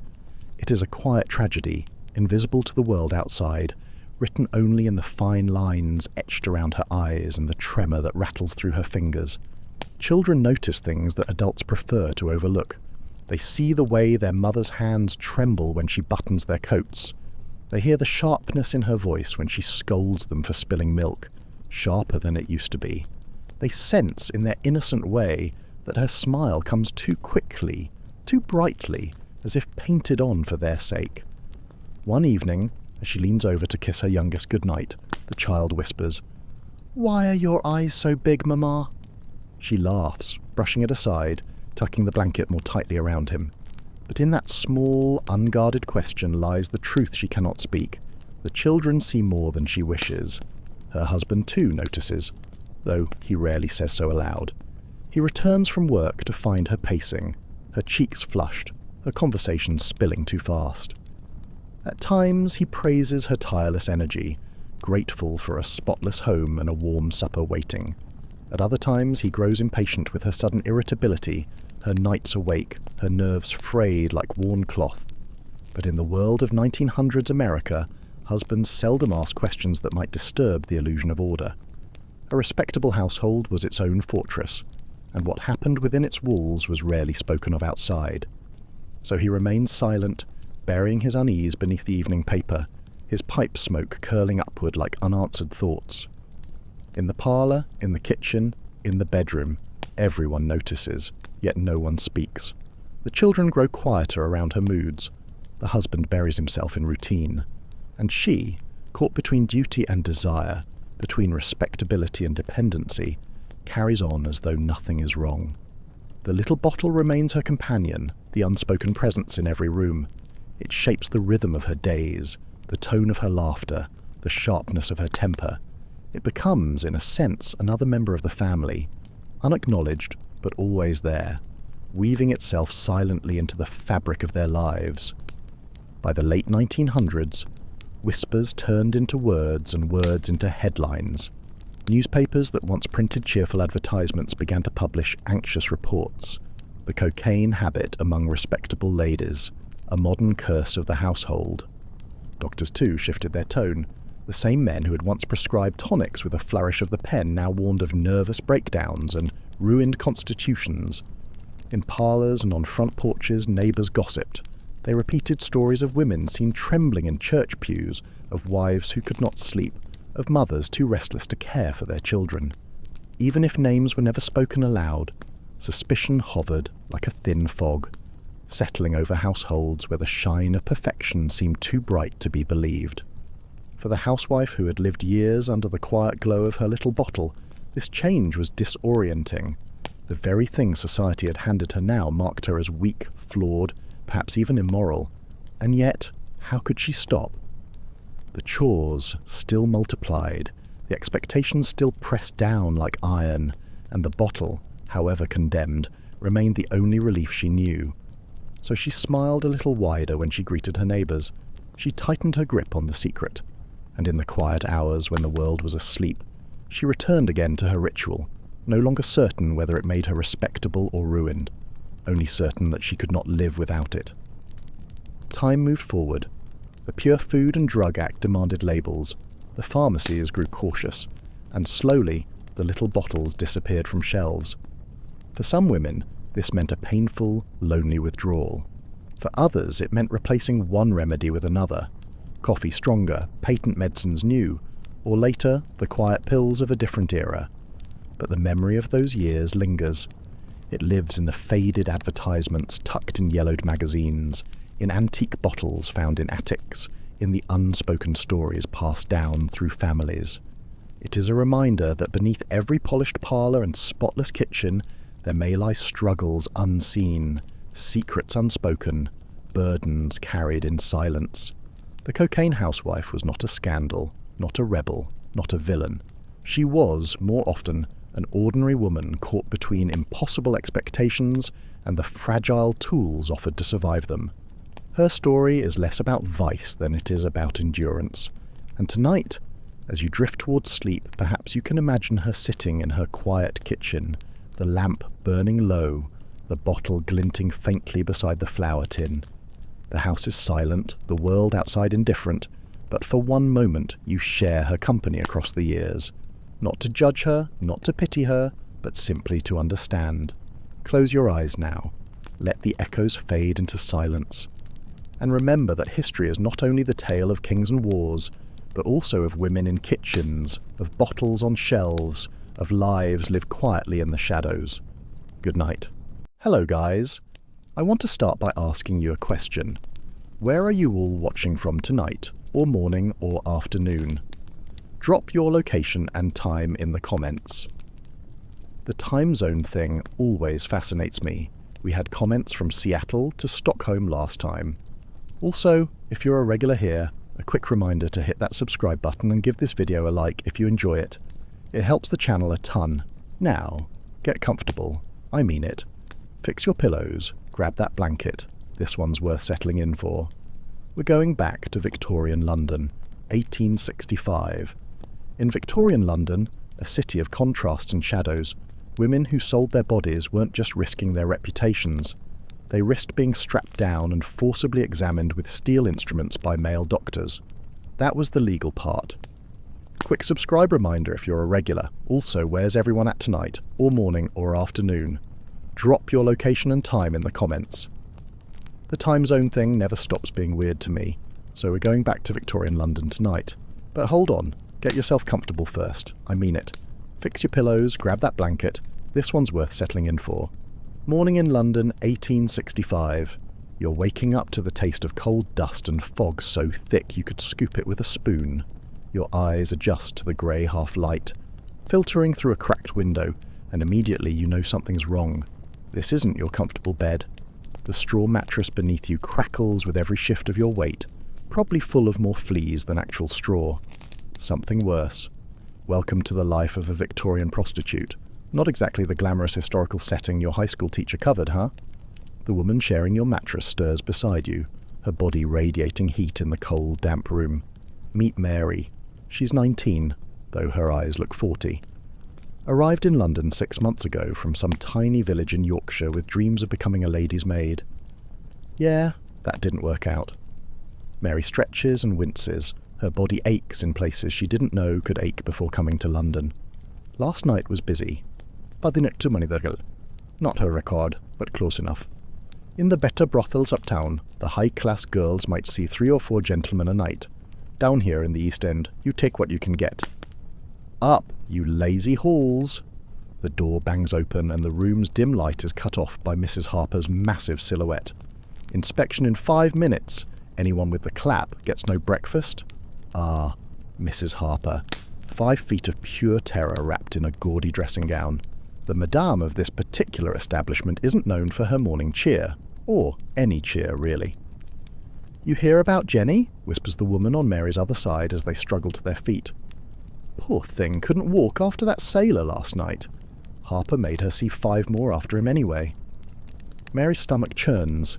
She'd seen Jenny this morning, curled up in the corner room where they put the sick girls. The doctor wouldn't be called. Doctors cost money, and girls like Jenny were cheaper to replace than repair. I spent way too long researching Victorian brothels for this story. I had to clear my browser history afterward, and now I'm definitely on some watch list. But here's what I found that surprised me. These brothels weren't hidden away. They operated pretty much in plain sight, especially in certain neighbourhoods. And get this, there were actually more brothels than schools in London during this period. Not exactly the prudish Victorians from your history books, right? Mary shuffles with the other girls, 12 in total, into the inspection room. It's really just a kitchen table where Mrs. Harper checks them for obvious signs of disease each morning.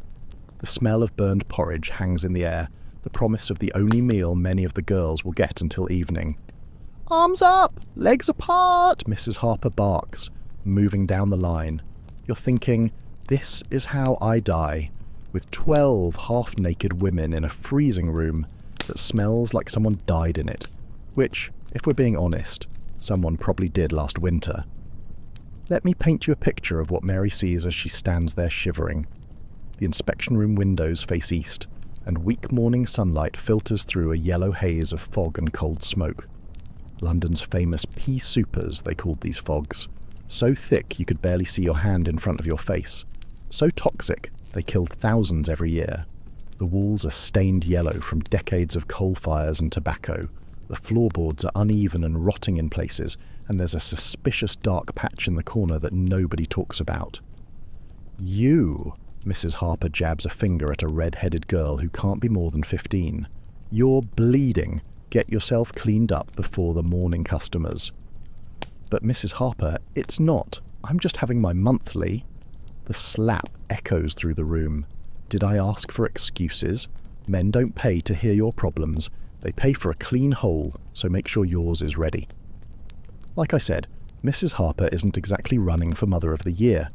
I found this journal entry from an actual brothel worker from the 1860s. She wrote, "Some nights I see so many men I lose count. My body feels hollow, like they've scraped out everything inside me that made me human." Kind of puts our bad days at the office in perspective, doesn't it? In case you're wondering how Mary ended up here, her story wasn't unusual. London in the 1860s was booming. The Industrial Revolution was in full swing. People poured in from the countryside looking for work. For men, there were factories, shipyards, construction. For women, the options were limited. You could be a factory worker, making about 7 shillings a week, which is roughly $30 in today's money, for 6 days of 14-hour shifts. Or a seamstress, hunched over by candlelight until you went blind, earning maybe 5 shillings on a good week. A shop girl? 9 shillings if you were lucky, but you needed good moral character for that job, which meant if the boss found out you weren't a virgin, you were done. Or you could work in a brothel and make 7 shillings in a single night. Mary hadn't planned on this life. She'd arrived at the docks 6 months earlier with £3 saved up, her life savings, and a letter of recommendation for a position as a housemaid. That turned out to be for a house that didn't exist. "Fresh off the boat, aren't you, love?" a man had said, appearing beside her as she stood crying on the dock. "I know someone who could help a pretty girl like you." 3 hours later, she'd met Mrs. Harper. 3 hours and 10 minutes later, she'd met her first customer. After inspection, Mary pulls on her work clothes, a cheap imitation of what the fashionable ladies are wearing uptown, but cut lower in the bust and higher at the ankle. The fabric is rough against her skin, probably some kind of wool blend that's been worn by a dozen girls before her. Everything in this place gets recycled, even the girls themselves. "You're with Mr. Wallace first," Mrs. Harper tells her, checking a grimy notebook. "He likes the northerners, thinks you're more, what's his word, authentic." She snorts. "After him, you've got 3 regulars and whatever walk-ins come by. Thursday's usually busy. Men getting their fun in before the weekend with the wife." Mary nods. Mr. Wallace isn't the worst. He's quick at least, and sometimes brings her a ribbon or a sweet. The thought of the hard candy makes her stomach growl. The porridge from breakfast sits like a lump in her gut, filling but barely edible. It's meant to be cheap and starchy to keep the girls going through long nights with minimal expense. "Hey," a voice whispers behind her. "It's Betsy, the closest thing Mary has to a friend here. I saved you this from yesterday." She slips Mary a slightly wrinkled apple. Its skin dull, but the fruit still firm. Mary's eyes widen. Fresh fruit is a luxury here. "Where'd you get this?" "That solicitor, the one with the birthmark. His wife packed him lunch and he gave it to me, said I was too skinny." They share a dark laugh. Men like the solicitor come here and pay to use their bodies, then get concerned about their diets. The absurdity isn't lost on them. The house begins to stir as the first customers arrive. It's mostly working men at this hour. Labourers stopping by before their shift. Shopkeepers slipping away while their apprentices mind the store. Clerks who told their wives they had an early meeting. Mary takes a bite of the apple, savouring the burst of sweetness. Little pleasures. That's what keeps you going in a place like this. "Wait, you think I'm making this up? The apple thing?" "Nope. I actually found this detail in a diary from a reformer who interviewed women in these brothels in the 1850s. Fresh fruit was so rare that one woman saved an orange for 3 days, just taking tiny nibbles to make it last. Imagine being so deprived that an orange becomes your most prized possession. Through the thin walls, Mary can hear the morning business picking up. The fake moans, the creaking bed frames, the occasional laugh or cry. Each room in this narrow townhouse holds different stories, different horrors. In the room to the left, there's Ellen, who came from Ireland during the famine and has been here 8 years, ancient in prostitute years. To the right is Sarah, who was sold to the brothel by her own father when she was 13. Across the hall is the specialty room, where Lucy caters to men with particular interests. The walls of that room are thicker, but sometimes the sounds still escape. Mary finishes the apple, core and all, and checks herself in the cracked mirror on the wall. Her face is pale with dark circles under her eyes, but Mrs. Harper has taught them all how to hide these imperfections. There's a pot of rouge on the table, shared by all the girls. It contains lead and mercury. They know it's slowly poisoning them, but pale lips don't attract customers. "Mary!" Mrs. Harper's voice bellows from downstairs. "Your first is here!" With a deep breath, Mary arranges her face into what passes for a smile and heads down the narrow staircase. The steps creak ominously, and there's no banister to hold on to. One girl broke her ankle on these stairs last winter, and Mrs. Harper had her working on her back the same day. Mr. Wallace waits in the small front parlour, his hat in his hands. He's in his 50s, balding, with the soft hands of a man who's never done manual labour. A clerk of some kind, Mary guesses, though they've never discussed his profession. "Ah, Mary," he says, his Yorkshire accent thickening as it always does when he sees her. It's why he requests her, the reminder of home. Lovely as ever. She curtsies slightly, playing the game. "Good morning, sir. Shall we go up?" In your cosy modern bed with your clean sheets and your privacy, it's almost impossible to imagine what came next. The mechanical nature of it, the disconnection Mary feels from her own body, like she's floating somewhere near the ceiling, watching someone else go through the motions. Mr. Wallace is indeed quick today. 15 minutes later, he's straightening his collar and pressing 2 shillings into her palm, the usual fee plus a small tip. "You're a good girl, Mary," he says, patting her cheek. A good girl. If her mother could see her now. Once he's gone, Mary has 17 minutes before her next appointment. Just enough time to use the shared basin to wash, to fix her hair, to pretend she's someone else for a moment. This was the reality for tens of thousands of women in Victorian London, not the glamorous courtesans you might see in movies draped in silk and entertaining dukes. Those existed too, the high-class prostitutes who might see one wealthy client a night in luxurious surroundings. But for every one of those, there were hundreds of Marys working in cramped, disease-ridden brothels or walking the streets. Funny thing about Victorian London, it was so crowded, so chaotic, that whole neighbourhoods could exist in plain sight, while remaining invisible to respectable society. The East End, where Mary's brothel stands, might as well be on another planet from the fashionable West End, though they are only a few miles apart. In the afternoon, after 6 more men, a quick mental calculation tells you that's 7 so far today, and the evening rush hasn't even started, Mary gets a rare hour of freedom.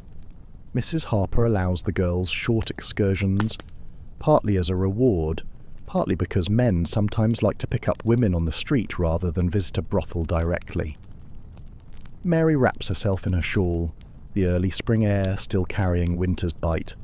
The streets of Whitechapel teem with life, vendors hawking everything from hot eels to second-hand boots, children darting between legs on mysterious errands, men and women of every description going about their business. "Oi, Mary," calls a familiar voice.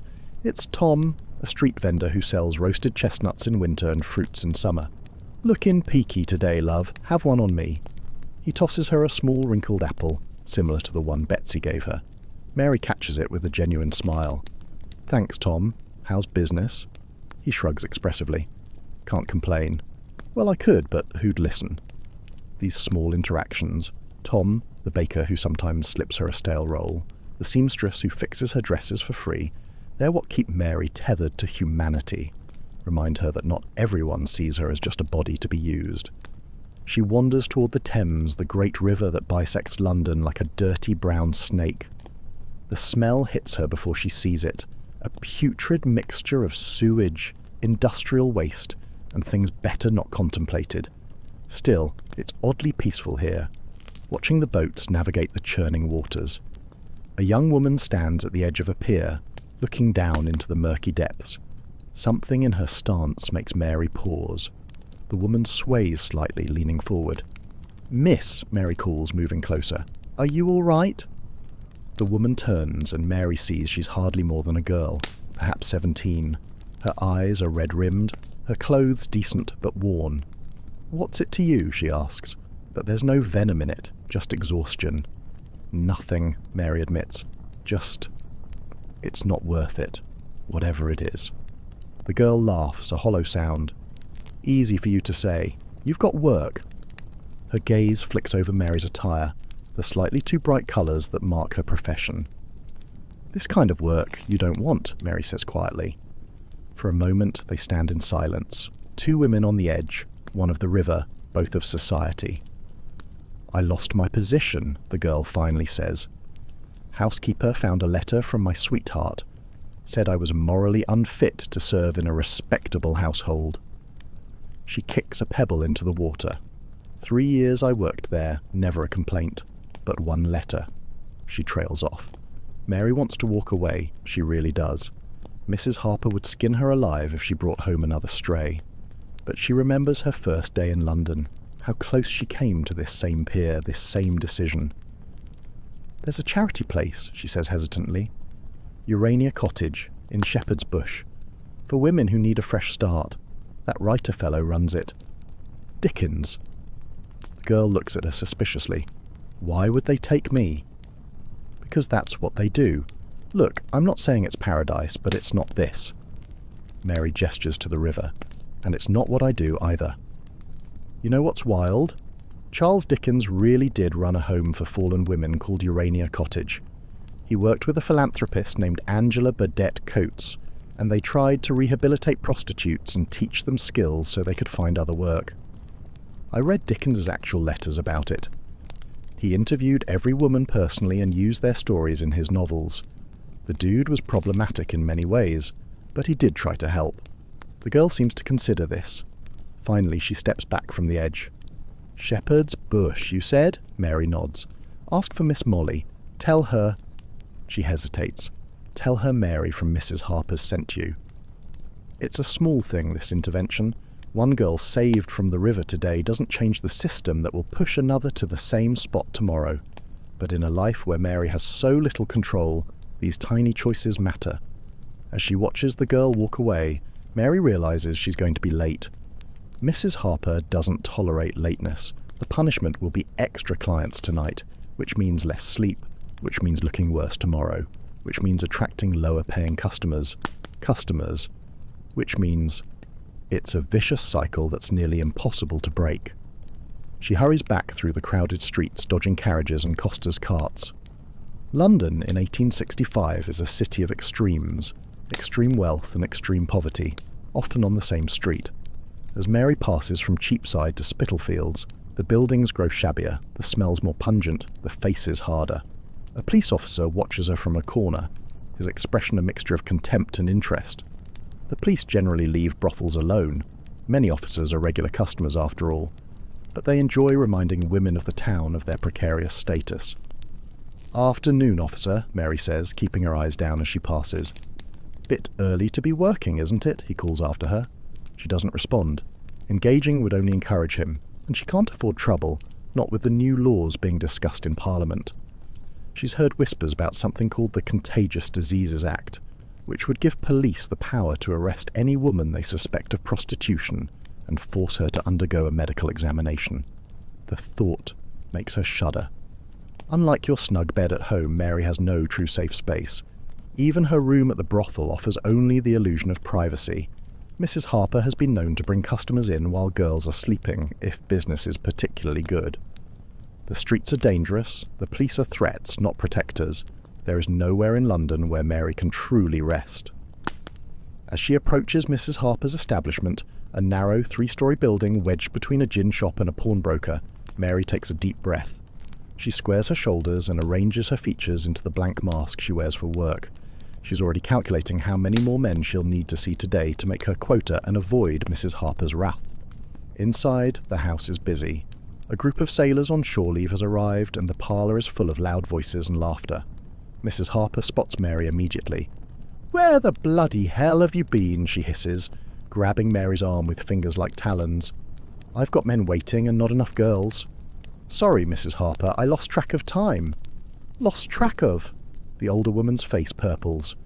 "You'll lose more than that if you pull this again. Now get upstairs and sort yourself out. Room 3. You've got back-to-backs until midnight."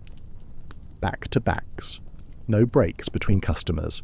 Just an endless parade of men until midnight, or, more likely, until the early hours of the morning. As Mary climbs the stairs, her body already aching from the morning's work, she thinks about the girl at the river. She hopes she makes it to Urania Cottage. She hopes Miss Molly remembers her. She hopes something in this god-forsaken city is actually what it claims to be. In the distance, church bells ring out, marking the hour. 5 o'clock, 7 hours to midnight. If each customer takes 20 minutes with 5 minutes in between. Mary stops calculating. Some things are better not known. She enters room 3 with its sagging bed and stained wallpaper, and begins to prepare for the night ahead.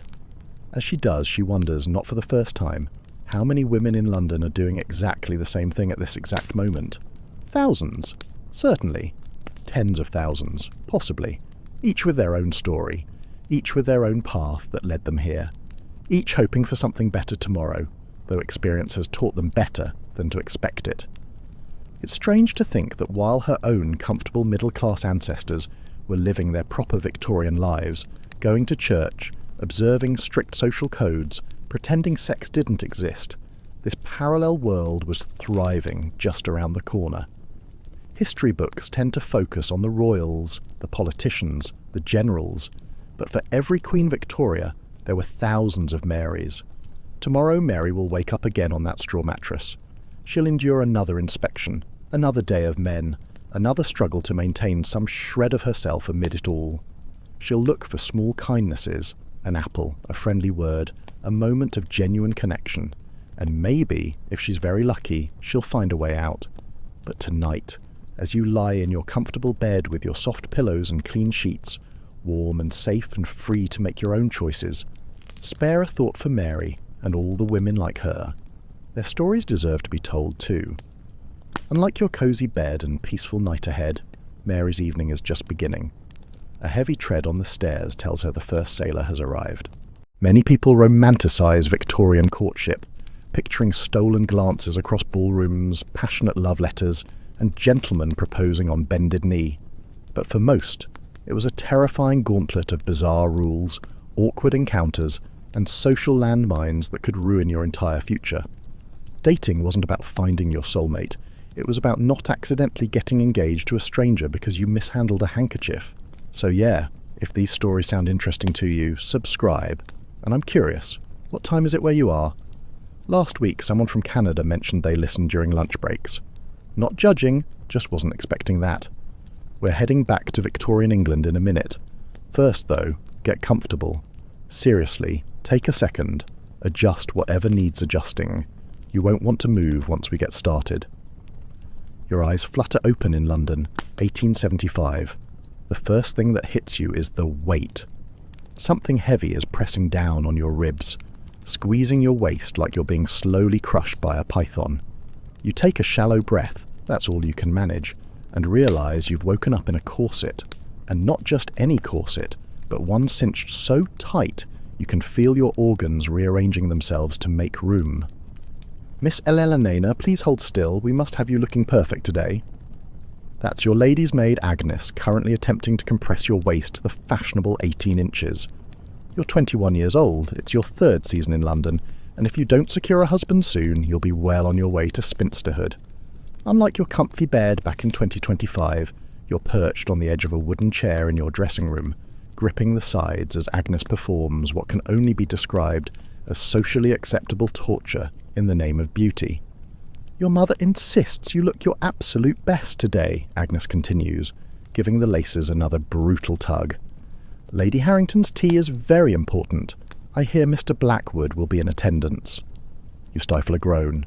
Mr. Blackwood, the latest in your mother's parade of suitable matches. He's wealthy, from a good family, and about as interesting as watching paint dry. But he's eligible, and in Victorian England, that trumps personality every single time. I spent a concerning amount of time researching Victorian matchmaking for this story, and let me tell you, dating apps might be a hellscape, but they're nothing compared to the Victorian marriage market. Courtship in the 1800s was basically a real-life game of chess where one wrong move could ruin your entire life. Agnes, you whisper, must the corset be so tight? I could hardly breathe at Lady Pembroke's ball last week. Your mother says a gentleman doesn't want a wife who eats more than a bird, Agnes replies, not easing up one bit. Now, let's get you into your dress. The dress. A pale blue morning gown with enough layers to clothe a small village. The wire cage crinoline underneath keeps the skirt extended in a perfect bell shape. It looks elegant, but feels like you're wearing a prison. You can't sit properly, can't move quickly, and can't even use the bathroom without a major operation. Not that a proper Victorian lady would ever admit to having bodily functions. The marriage market. Your one and only career. For women, marriage was essentially their career. A bad match could mean a lifetime of misery with no escape. Divorce was nearly impossible, incredibly scandalous, and usually left women destitute. The stakes were impossibly high. Your mother has been up since dawn, Agnes says, arranging your hair. She's determined to see you engaged before the season ends. You know what she isn't saying. Your younger sister is waiting her turn to be introduced to society, and having two unmarried daughters doing the rounds at the same time would be both expensive and slightly embarrassing. You're taking up space in the marriage market. Time to move inventory. Picture this. The Victorian marriage market was literally called the season. It ran from April to August when Parliament was in session. Aristocratic and upper-middle-class families would pack up from their country estates and head to London for months of strategically planned social events. The entire purpose? To throw young women and men together in carefully supervised settings so they could find suitable matches. Miss Eleanor, your mother wants to review your dance card before we leave, Agnes says, pinning the final strands of your hair into place. The dance card was a little booklet attached to your wrist by a ribbon where gentlemen would pencil in which dances they'd reserved with you. A full dance card meant you were popular. An empty one meant you were failing miserably. Dating by way of public performance and immediate visible judgment. Fun. Agnes, what if I don't want to marry Mr. Blackwood or any of Mother's choices? Agnes looks at you like you've suggested flying to the moon. Miss Eleanor, she says quietly, what choice do you have? And that's the million-dollar question, isn't it? Because in Victorian England, particularly for women, choice wasn't really part of the equation. The goal was marriage, preferably advantageous marriage, and the entire society was structured around making that happen. A debut, a dress, and a dossier. The coming out process had nothing to do with sexuality and everything to do with announcing, "Hello world, I'm officially on the marriage market." For upper-class girls, this meant being presented at court, literally curtsying before the Queen to signal your debut into society. It was essentially a royal stamp of approval saying, "This one's ready for breeding." Your coming out had been 3 years ago. You remember standing in a line of nervous girls in white dresses with feathers in their hair, waiting to curtsy before Queen Victoria herself. One girl actually fainted. Nobody helped her until after her presentation was complete. Priorities. You look beautiful, Miss Eleanor, Agnes says, stepping back to admire her work. You stare at yourself in the mirror. You do look beautiful, in the Victorian sense. Pale skin, achieved by staying indoors, a tightly corseted waist, and elaborately styled hair. You're a perfect product, packaged and ready for market. When you head downstairs, your mother is waiting in the drawing room, already dressed in her visiting clothes. She looks you up and down with the critical eye of a livestock judge at a county fair. Eleanor, dear, turn around. You do a slow spin, and she nods approvingly. The blue brings out your eyes. Mr. Blackwood mentioned he favours blue. Of course he did, and of course she remembered. Your mother has been collecting information on eligible bachelors like she's building a dossier for the Secret Service. Mother, you begin carefully. I was thinking perhaps I might spend some time in the library today instead. Don't be ridiculous, she cuts you off. Lady Harrington has specifically arranged for several eligible gentlemen to be present. It would be most impolite to decline. Translation: get in the carriage, we're going husband hunting. The carriage ride to Lady Harrington's is uncomfortable, both because of your corset and the lecture your mother delivers on property etiquette. Don't speak unless spoken to. Don't laugh too loudly. Don't eat too much. Don't sit too close to a gentleman, but also don't be standoffish. It's like trying to navigate a labyrinth blindfolded. And remember, your mother says, as the carriage pulls up to the impressive townhouse, Mr. Blackwood is heir to a considerable fortune. His family owns property in both Kent and Yorkshire. You nod dutifully. Property in Kent and Yorkshire. How thrilling. How romantic. The art of controlled conversation. The footman helps you down from the carriage, and you follow your mother up the steps to Lady Harrington's home. Inside, the drawing room is already filled with people, mostly women in elegant dresses with a strategic sprinkling of eligible bachelors. The men look as uncomfortable as the women look determined. It's a battlefield disguised as a tea party. Mrs. Pembroke, Miss Pembroke, how delightful! Lady Harrington swoops down upon you, air-kissing your mother and examining you with sharp eyes. Elanina, my dear, you look positively blooming. Come, there are several people you simply must meet. And so it begins. You're paraded around the room like a prize heifer, introduced to a series of gentlemen who all blur together in a sea of side whiskers and polite bows. You make the same small talk about the weather, the season, the latest performance at the theatre. You are careful to seem intelligent enough to not be dull, but not so intelligent as to be threatening. Let me tell you about the Victorian rules for conversation between unmarried men and women, because they're gloriously, hilariously specific. A proper young lady couldn't just start chatting with a man she didn't know. She had to be formally introduced by a mutual acquaintance. Even after an introduction, physical contact was strictly limited. No touching, and definitely no hugging. A gloved hand might be offered for the briefest of handshakes or to be escorted into dinner. Miss Pembroke. A deep voice breaks into your thoughts, and you turn to see a tall man with dark hair and impressively bushy sideburns bowing slightly.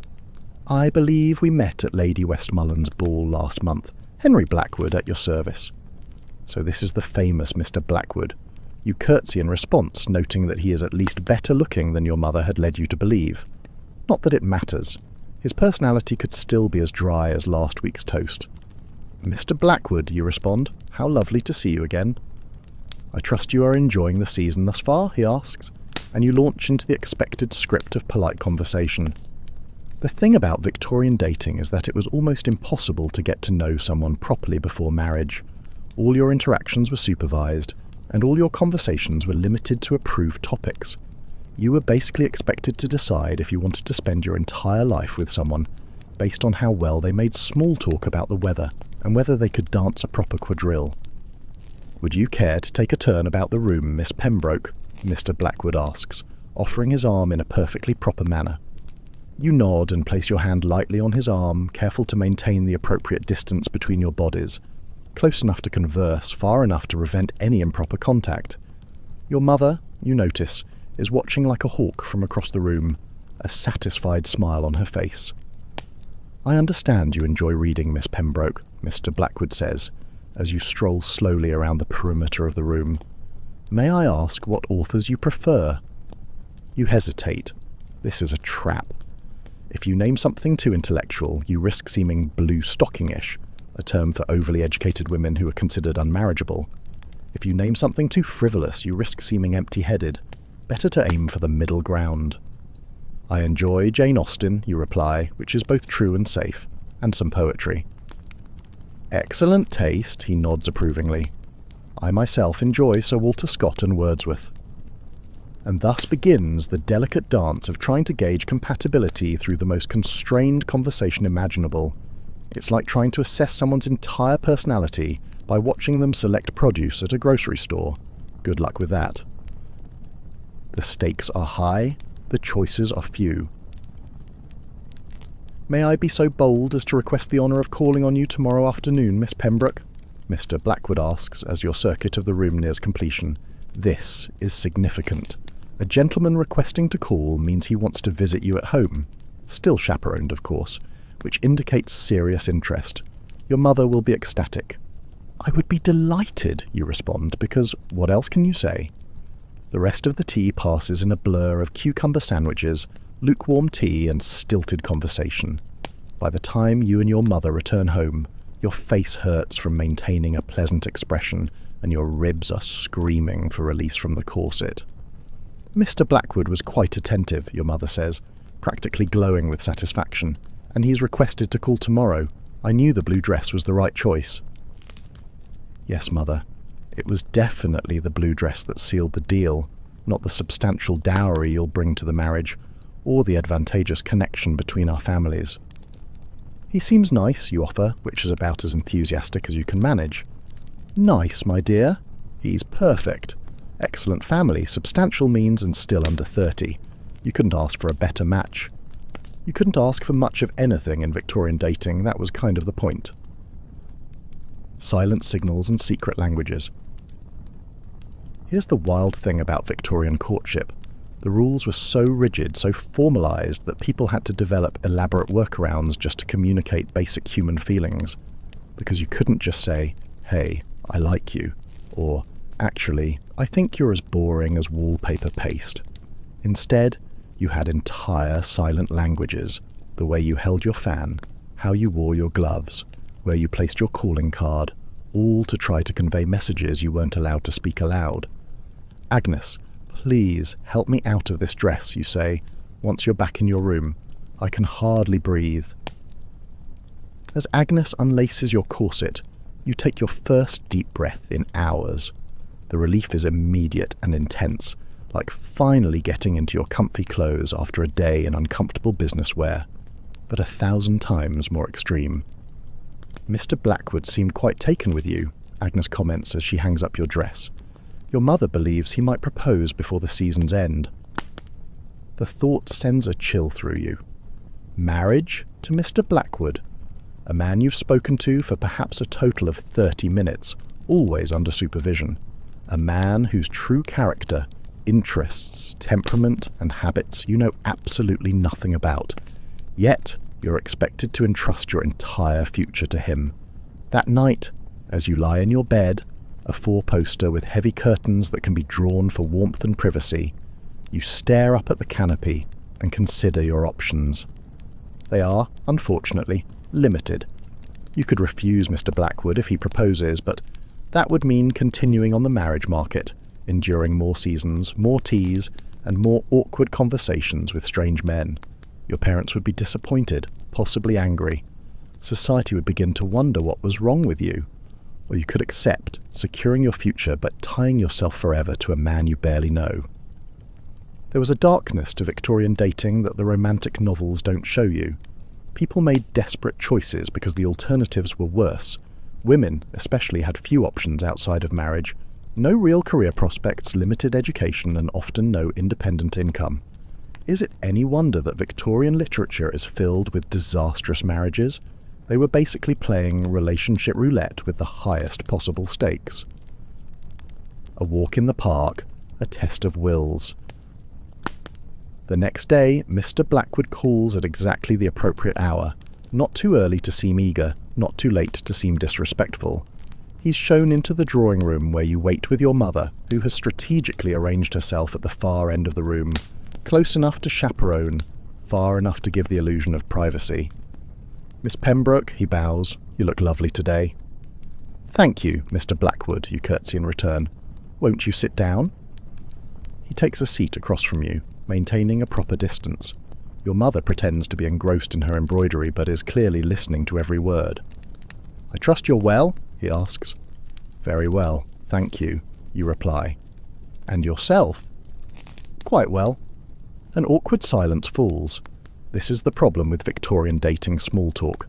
There are only so many polite nothings you can exchange before you run out of approved topics. "I was wondering," Mr. Blackwood says finally, "if you and your mother might do me the honour of accompanying me to the botanical gardens tomorrow. The weather promises to be fair. A public outing, another step in the courtship progression." Your mother looks up from her embroidery, beaming. "We would be delighted," she answers before you can speak. "Wouldn't we, Elena?" "Yes," you say, because again, what choice do you have? That sounds lovely. Mr. Blackwood stays for exactly the appropriate amount of time, not so short as to be rude, not so long as to be presumptuous, before taking his leave with another bow and a promise to call for you at 2 o'clock tomorrow. As soon as he's gone, your mother is by your side, practically vibrating with excitement. "A walk in the gardens, my dear. He's clearly smitten. I wouldn't be surprised if he speaks to your father within the month." "Mother, I've barely spoken to him," you protest. "I hardly know him at all." She pats your hand condescendingly.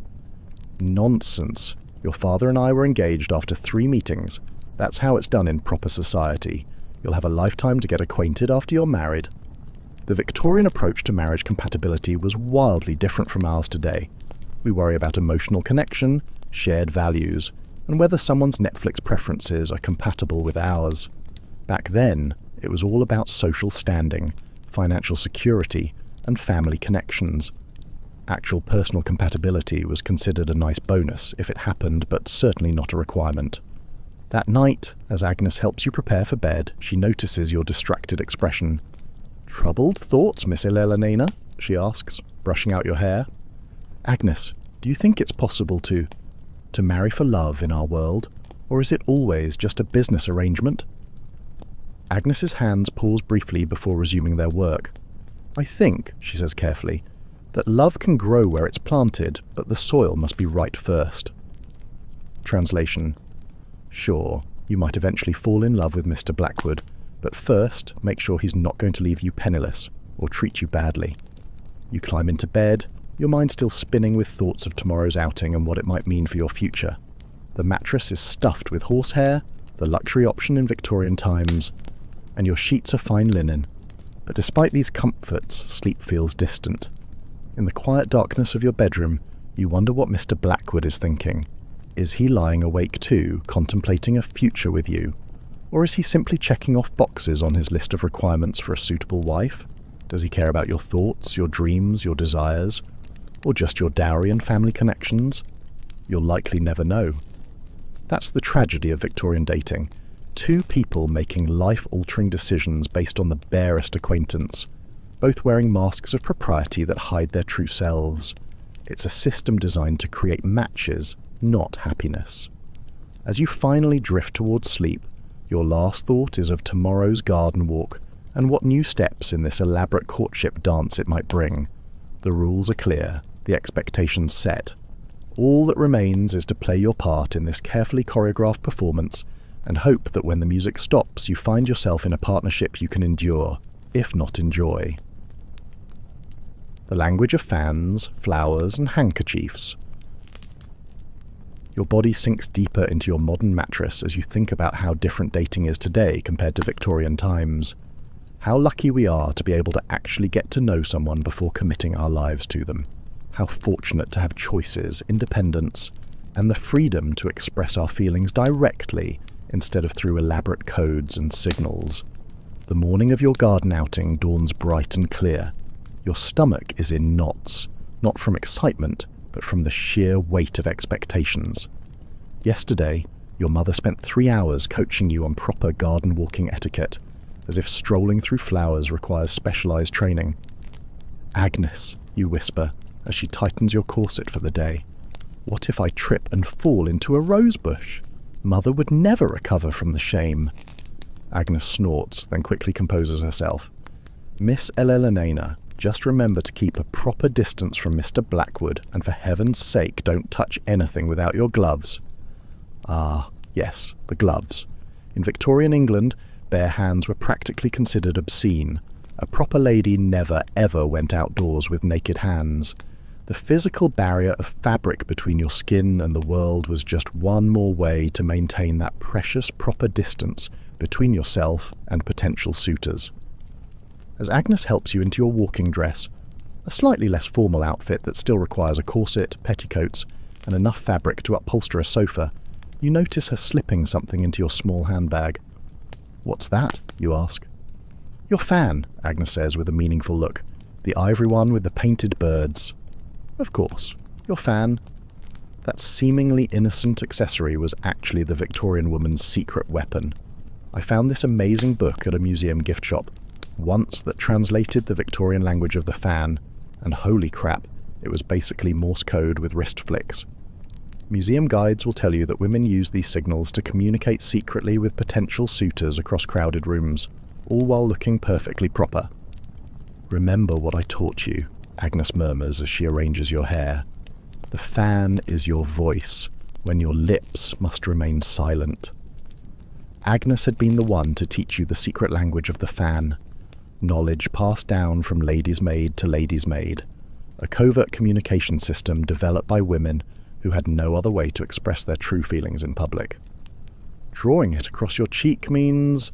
Agnes quizzes you. "I love you," you respond automatically. "Twirling it in the right hand..." "I wish to be rid of you." "Resting it on your right cheek?" "Yes, left cheek." "No." Agnes nods approvingly. "Good. Use it wisely." You almost laugh at the absurdity of it all. Here you are, a grown woman, having to resort to elaborate fan movements just to say yes or no to a man. But that was Victorian dating for you. All about indirect communication, hidden messages, and plausible deniability. When the maid announces Mr. Blackwood's arrival at precisely 2 o'clock, you and your mother descend the stairs with practiced grace. He stands in the foyer, top hat in hand, looking every inch the proper Victorian gentleman. "Mrs. Pembroke, Miss Pembroke," he bows. "I've brought the carriage. Shall we?" The handkerchief telegraph. The carriage ride to the botanical gardens is silent and awkward, with your mother sitting between you and Mr. Blackwood like a human chastity belt. When you arrive, Mr. Blackwood helps first your mother, then you down from the carriage, careful to touch only your gloved hand and only for the briefest moment. The gardens are beautiful, filled with exotic plants from across the British Empire. As you stroll along the gravel paths, your mother deliberately slows her pace, allowing you and Mr. Blackwood to walk slightly ahead, still within sight, but with the illusion of privacy. "I must say, Miss Pembroke," Mr. Blackwood begins, "you look particularly lovely today." "Thank you, sir," you respond, keeping your eyes modestly lowered. "I've been meaning to ask, do you enjoy music? I myself am quite fond of the pianoforte." Are these probing questions about shared interests, the Victorian equivalent of "what's your favourite Netflix show?"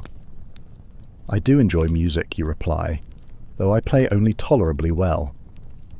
"I should very much like to hear you play sometime," he says, and there's a warmth in his voice that wasn't there before. Is he actually interested, or just going through the motions? It's impossible to tell through the thick veil of propriety that covers every interaction. This is when the fan comes into play. As you walk, you open your fan and begin to fan yourself slowly. According to the secret code, this indicates "I am married," which is obviously not true, but you're curious to see if Mr. Blackwood knows the language. His eyes flick to your fan, then back to your face, a slight frown creasing his brow. So, he does know the code. Interesting. You switch tactics, closing your fan and drawing it across your cheek. "I love you." His eyebrows shoot up in surprise. "Miss Pembroke," he says, his voice slightly strained. "Are you feeling quite well? Perhaps the sun is too strong for you." You suppress a smile and switch signals again, this time resting the fan against your left cheek. "No." Now he looks thoroughly confused. "Perhaps we should find some shade," he suggests, clearly trying to make sense of your contradictory messages. The thing about the language of the fan is that it was never standardized. Different etiquette books published different meanings for the same gestures. What meant "I love you" in one guide might mean "leave me alone" in another. It was a communication system designed for miscommunication. I once read this absolutely bonkers Victorian etiquette guide from 1870 that listed over 20 different fan signals, each with a specific meaning. The author claimed it was the secret language understood by all ladies of quality.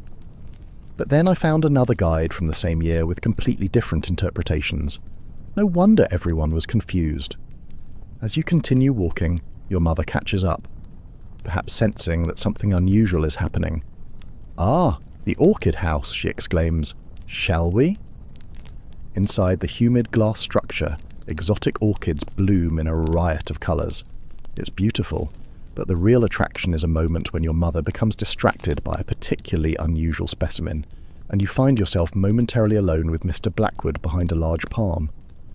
"Miss Pembroke," he says quietly, "I confess I'm having trouble interpreting your signals." So he does know the fan language. You feel a blush creeping up your neck. "I was merely cooling myself," you lie, closing your fan with a snap. "Of course," he nods, but there's a twinkle in his eye that suggests he doesn't believe you for a second. "Though if I may be so bold, if you wish to communicate with me, perhaps words would be clearer than other methods." Is he teasing you? That seems impossibly forward for a Victorian gentleman. But before you can respond, your mother reappears and the moment is gone. The fan wasn't the only secret communication system in the Victorian dating arsenal. There was also the language of flowers, where each bloom carried a specific message. A red rose meant love, of course. But did you know that yellow carnations meant, "You have disappointed me," or that striped carnations meant, "I cannot be with you"? As you exit the orchid house, a flower seller at the garden gate catches your eye. She's offering small posies for sale, little bunches of mixed flowers tied with ribbon. On impulse, you pause. "Would you like one, miss?" the woman asks, holding out a particularly pretty arrangement of daisies and forget-me-nots. Before you can answer, Mr. Blackwood steps forward. "Allow me," he says, purchasing the posy and presenting it to you with a slight bow. You accept with a curtsy, aware that this small exchange is laden with meaning. A gentleman giving a lady flowers is a significant step in courtship, and these particular flowers, daisies for innocence and forget-me-nots for true love, carry their own message. Did Mr. Blackwood choose this specific posy on purpose? Does he know the language of flowers as well as the language of fans? Or was it simply the prettiest one available? "How thoughtful, Mr. Blackwood," your mother approves, watching the exchange with hawk-like attention. And then there's the handkerchief, another seemingly innocent item loaded with secret meaning. You've tucked one into your sleeve, as every proper lady does. Dropping it accidentally on purpose is a classic move to attract a gentleman's attention. As you continue your walk, you deliberately let your handkerchief slip from your sleeve to the ground. Mr. Blackwood immediately notices. "Miss Pembroke, you've dropped your handkerchief," he says, bending to retrieve it. Now comes the crucial moment. How he returns it will indicate his interest. If he simply hands it back, he's being polite but not particularly interested. If he presses it to his heart before returning it, he's declaring his affection. Mr. Blackwood does neither.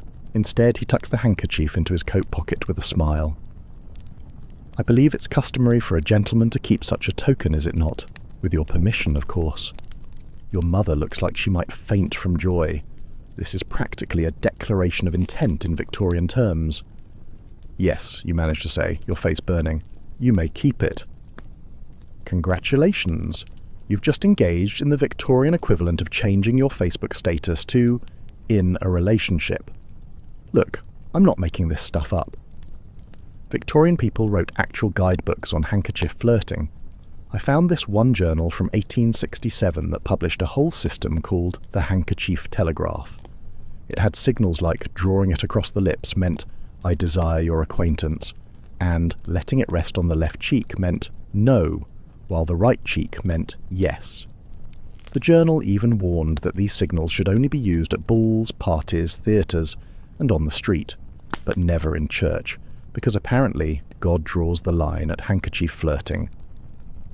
The modern gaze on a brutal system. By the time you return home from the gardens, you're exhausted, not from physical exertion, but from the mental gymnastics required to navigate Victorian courtship rituals. Every gesture, every word, every glance has been calculated and analysed for hidden meaning. "Well?" your mother demands as soon as Mr. Blackwood has taken his leave. "What did you think of him?" "What can you say? That you spent most of the outing sending mixed signals with your fan just to see if he understood them? That you're still not sure if he chose those flowers randomly or with specific intent? That you now have one fewer handkerchief but no better understanding of the man who might become your husband? He seems kind, you offer, which is about as enthusiastic as you can honestly be. Kind? Your mother exclaims. He's perfect. Did you see how he kept your handkerchief and those flowers? I wouldn't be surprised if he speaks to your father by the end of the week. That sends a jolt of panic through you.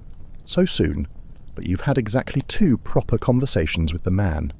Mother, surely that's too quick. We hardly know each other. She waves away your concern. Nonsense. Your father and I were engaged after 3 meetings. That's how it's done in proper society. The Victorian timetable for courtship could be alarmingly fast by modern standards. Without the luxury of casual dating or getting to know someone over time, decisions had to be made quickly, often based on very limited information. Later that evening, as Agnes helps you prepare for bed, she notices your troubled expression. Was the outing not to your liking, Miss Elelanena? She asks, brushing out your hair. Agnes, how can I possibly decide if Mr. Blackwood would make a good husband? I know nothing about him beyond his manners and his fondness for the pianoforte. Agnes sighs. That's why we have the language of fans and flowers and all the rest, to try to discover a person's true nature when society won't let you ask directly. But it's also confusing, you protest. I tried using the fan signals today, and I think I just confused him. Agnes can't help but laugh. The problem with secret languages, Miss Elelanena, is that not everyone reads the same dictionary. That night, as you lie in bed, you think about the day's events, the fan signals, the flowers, the handkerchief. You're a product on a shelf, and Mr. Blackwood is a potential buyer. He's a good match on paper, but you're still not sure if he's the right person for you. But in Victorian England, that wasn't a choice you got to make. You'll never know if he's the man he pretends to be, but you do know that you have to make a choice, and that choice will determine the rest of your life. Makes swiping left seem pretty easy by comparison, doesn't it? Gather round, little one, and settle in. Tonight, we're going to travel back in time to a world of lace, tea, and very, very straight spines. It was a place called the Victorian era, and in this world, manners weren't just about being polite. They were a bewildering and beautiful secret code. Imagine you're not a child in your comfy bed, but a young lady visiting the parlour of a distant, very proper aunt. You've been told to sit up straight, hands folded just so, and never let your back touch the chair. Why? Because in this strange world, posture wasn't just a detail, it was destiny. The unbreakable rule of the spine. You sit with your spine as straight as a ruler, your hands demurely folded in your lap, shoulders back, and chin gently tucked. You dare not lean back, for that would suggest laziness, and crossing your legs is simply scandalous. Stretching is for animals, not for proper ladies. In this time, your body spoke before you did. A straight spine showed discipline, poise, and good breeding. Bad posture was deeply suspicious, a sign of moral or spiritual failure. Mothers trained their daughters early, balancing books on their heads during sewing lessons. Some homes even had special posture-correcting chairs, wooden nightmares with no back support that forced you to sit upright for hours while embroidering something you would never use. This scrutiny followed you everywhere, from carriages to churches to ballrooms. Imagine walking into a party where every mother is secretly grading your vertebrae. The way you walked was just as important. You must glide, not march or shuffle. Your feet were meant to barely lift off the floor, toes pointed forward, with your heels making no sound. It's said that some girls were even fitted with backboards, stiff wooden devices strapped to the torso to correct curvature, which felt more like a medieval torture device than a fashion accessory. And here's where it gets especially odd. The obsession with posture wasn't just about beauty, it was a link to your health too. Physicians claimed poor posture squished your organs and ruined your femininity. Yet, despite the importance of a straight spine, corsets, those rib-crushing, lung-collapsing monstrosities, were still the norm. It's a special kind of irony to be judged for bad posture, while your entire torso is being cinched to the width of a baguette. You learn to keep your back rigid even when your emotions are not, practicing smiling without slouching, sitting without sinking, existing without offending. and you realise your spine wasn't just about bone alignment, it was about social alignment. Yours had better match theirs, or else. Generations of women grew up to suffer chronic back pain and pinched nerves, all in the name of respectability. Still, even in the face of absurdity, some found quiet resistance. They added extra padding to their dresses to look more upright or bravely, gloriously, just slouched when no one was looking. Because sometimes survival meant pretending to care about decorum while secretly giving your spine a break. The secret language of the fan. You're getting used to this, aren't you? Your posture is still perfect and your hands are folded just so, but your fingers twitch slightly, reaching for the small folding fan nestled beside your teacup. This fan isn't just for keeping cool, it's your only weapon in this parlour battlefield, and you wield it not for heat, but for communication. In the Victorian world, you weren't allowed to say what you actually thought, so you spoke with a fan, a delicate, fluttering, ostrich-feathered lie detector. This wasn't just dainty flirting, it was a full-blown code system, a tactical espionage tool disguised as an accessory. Speaking openly to a man was scandalous, but passing him a secret message with a flick of your wrist? Perfectly acceptable, as long as no one else caught it. The fan had a whole glossary. Dropping your fan meant we shouldn't be seen together. Snapping it closed quickly meant leave me alone. Resting it against your right cheek meant yes. The left cheek? No. Slowly drawing it across your eyes meant forgive me. And if you covered your heart with it, I love you. Subtlety was survival. Fans were the secret messages of their day. This was a form of power too. In a world where you couldn't vote or own property, a fan was your Morse code, your stylish defense mechanism. And fans were not cheap. A fine lace fan imported from France could cost a small fortune. So not only were you learning a secret language, you were expected to perform it with a fragile piece of artisan craftsmanship. Drop it, break it, and you weren't just clumsy, it was symbolic, like dropping your reputation right onto the parquet floor. The fan wasn't the only accessory under this heavy social microscope, but it was one of the few that gave women a quiet form of power. It's a clever, fluttering rebellion against the very rules it lived within. Women weren't allowed to speak their minds, but they could whisper with silk and feathers.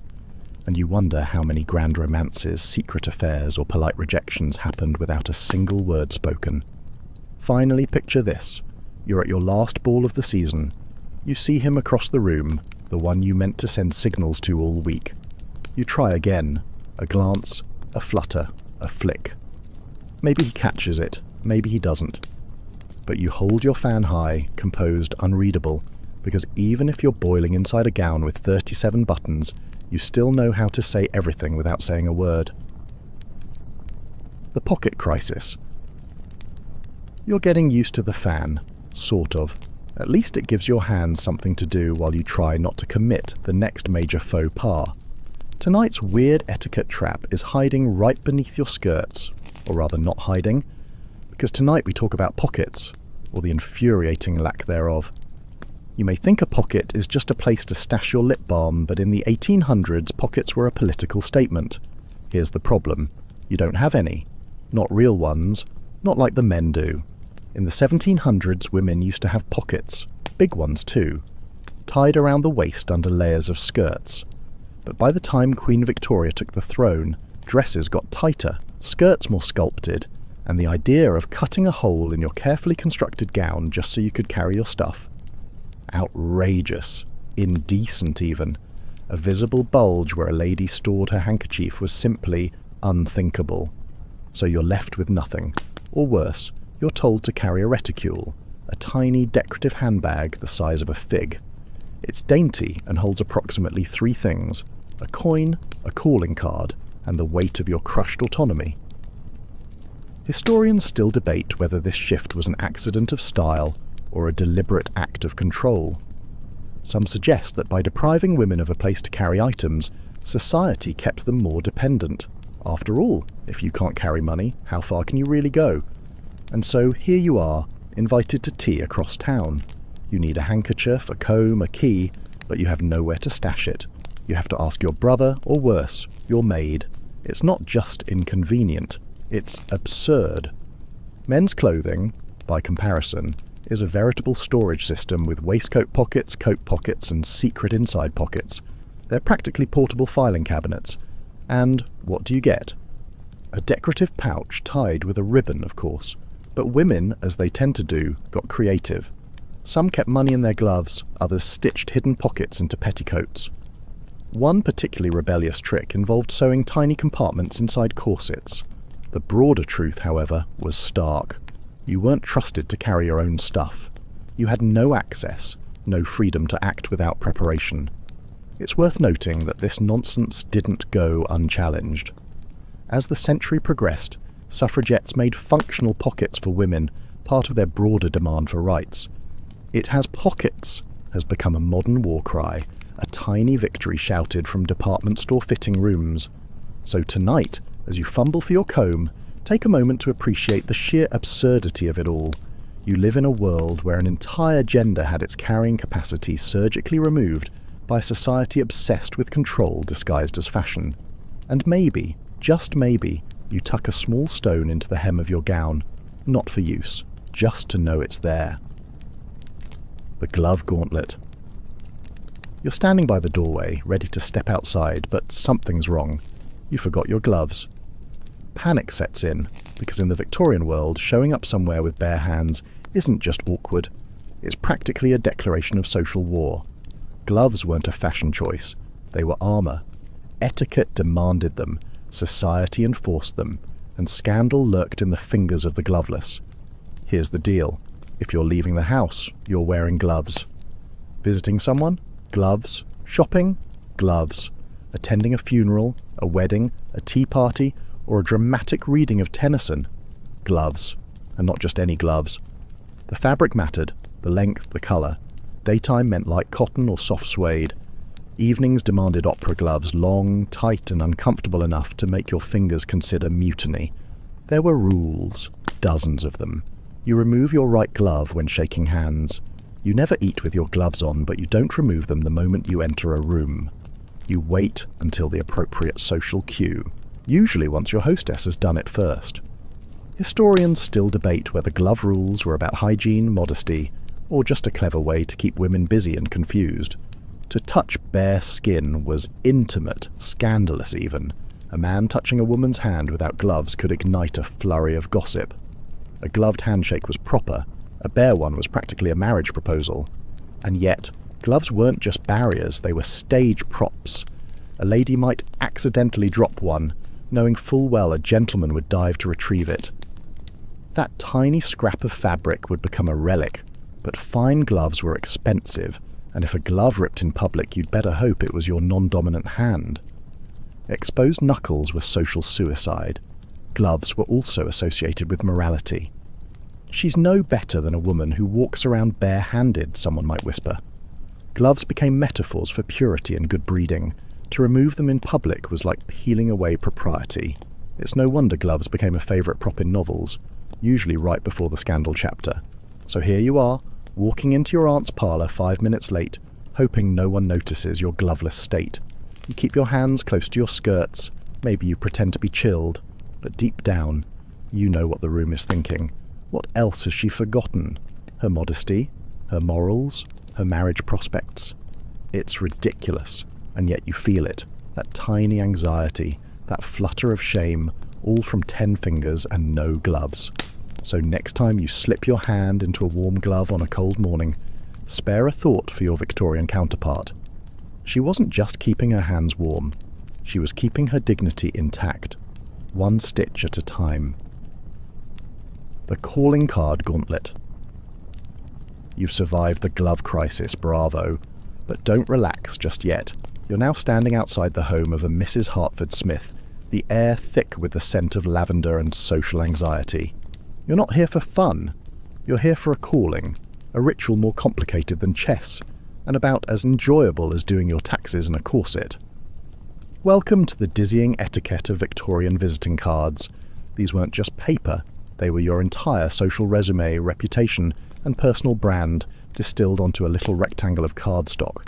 It had to be creamy, tastefully engraved, with no colours, no frills, and absolutely no scent. This was not a love note. This was diplomacy. And you're not just here to say hello. You're performing an elaborate social dance where one wrong move, a premature knock, a misfolded card, can doom your reputation for a full season. You reach into your tiny card case and extract a card with your gloved fingers. You hand it to the maid. Now, here's where it gets interesting. You don't get to walk in. Oh no. If you're not expected, you leave your card at the door, literally. This is leaving one's card, and it is Victorian for just checking in to make sure I'm still part of your acceptable friend tier. Sometimes you fold the top left corner to indicate you're calling in person and not just dropping by. A folded bottom corner meant condolences. An edge turned under meant congratulations. There were so many tiny signals on these cards they might as well have come with subtitles. If your card is accepted and you're invited in, congratulations. You now have to navigate the actual visit. This means entering a drawing room like you're made of lace and self-doubt, perching on the edge of a settee, and preparing for 15 minutes of intense performative civility. No more, no less. Staying too long is rude. Leaving too soon is worse. You must speak politely about the weather or the Queen's latest headache while pretending you're not here purely out of obligation. You may not talk politics. You may not talk religion. You may certainly not talk about how bored you are. Laughter is allowed, but only gently, only with a handkerchief ready. The loud kind of laughter, the one that might suggest joy or confidence, is for taverns and men. Even the storage of these cards was strategic. Most genteel homes kept a silver tray in the entry hall where guests would deposit their cards, and because appearances were everything, some families would fluff up the tray with old cards to make it seem like they were more in demand than they actually were. That's right, people faked popularity using decorative litter. So as you step back into your carriage, tucking your gloves properly and faking a grateful smile, remember this. In the Victorian world, relationships weren't built with conversations.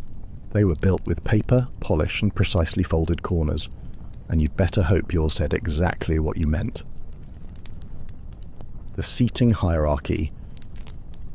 You've survived the calling card gauntlet, bravo.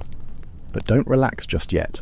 You're now at a proper dinner party and everyone is gliding to their assigned seats like human chess pieces. Tonight, the battlefield is the dining room and your weapon is chair placement. Welcome to the world of seating hierarchy, where your social worth could be measured in inches from the host's elbow. First off, you do not choose your seat. No, the hostess does. She arranges the seating in advance with the seriousness of a military campaign.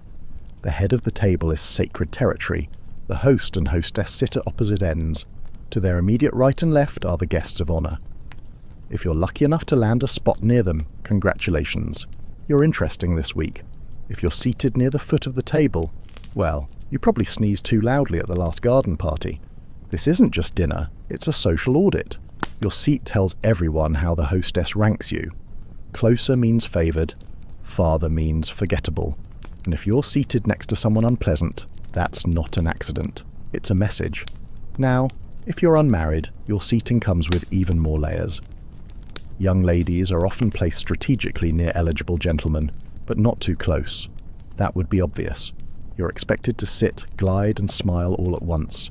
When your seat is pulled out, you must lower yourself in one fluid motion. No thuds, no shifting. Your back never touches the chair. Your ankles must remain side by side, hidden under your gown like a secret you'd never dare share. And here's a quirky detail. Women never sat down before the hostess. Ever. You wait until she sits, then you follow her cues. She sneezes. You politely bless yourself. When it comes to conversation, you're only supposed to talk to the person on your left during the first course, then the one on your right for the second. This alternates like a silent, formal dance. This rule was particularly stressful if you happen to be seated next to someone dreadfully boring, like Major Fortescue, who only talks about pigeons. But here's the kicker. This seating ritual was about stability. With so many rules in play, nobody could cause trouble without it being painfully obvious. A young man trying to flirt too boldly with a debutante?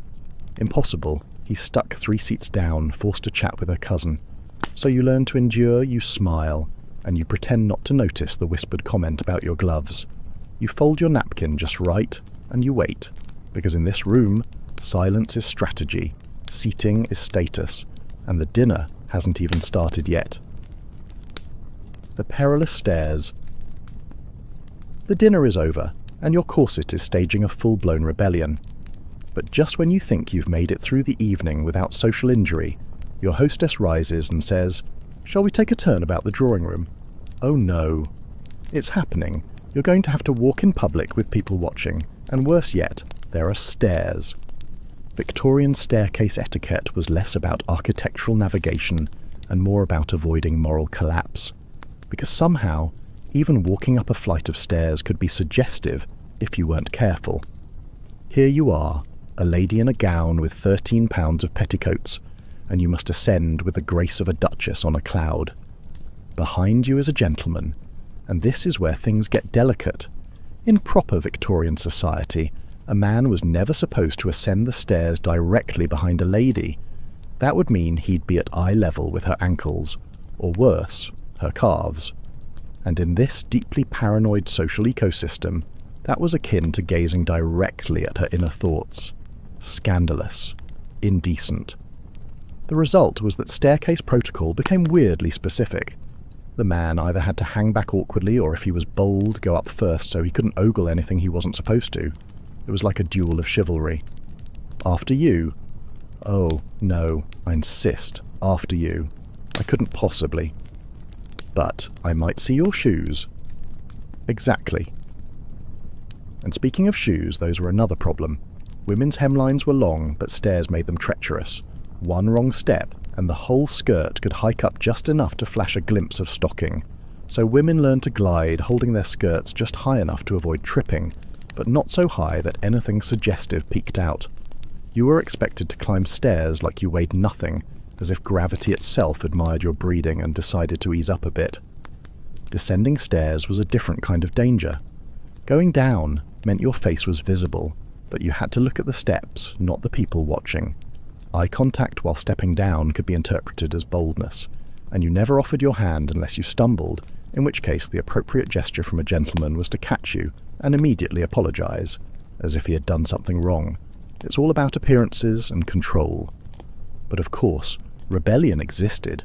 Daring women, the rebellious kind who didn't wait for a chaperone at every stairwell, who marched up stone steps without a single glance behind. These were often American women, scandalously independent. British society tolerated them, barely, but only because they were assumed to return home eventually. So back to you. Your foot touches the final stair. You've made it. Your skirt stayed in place.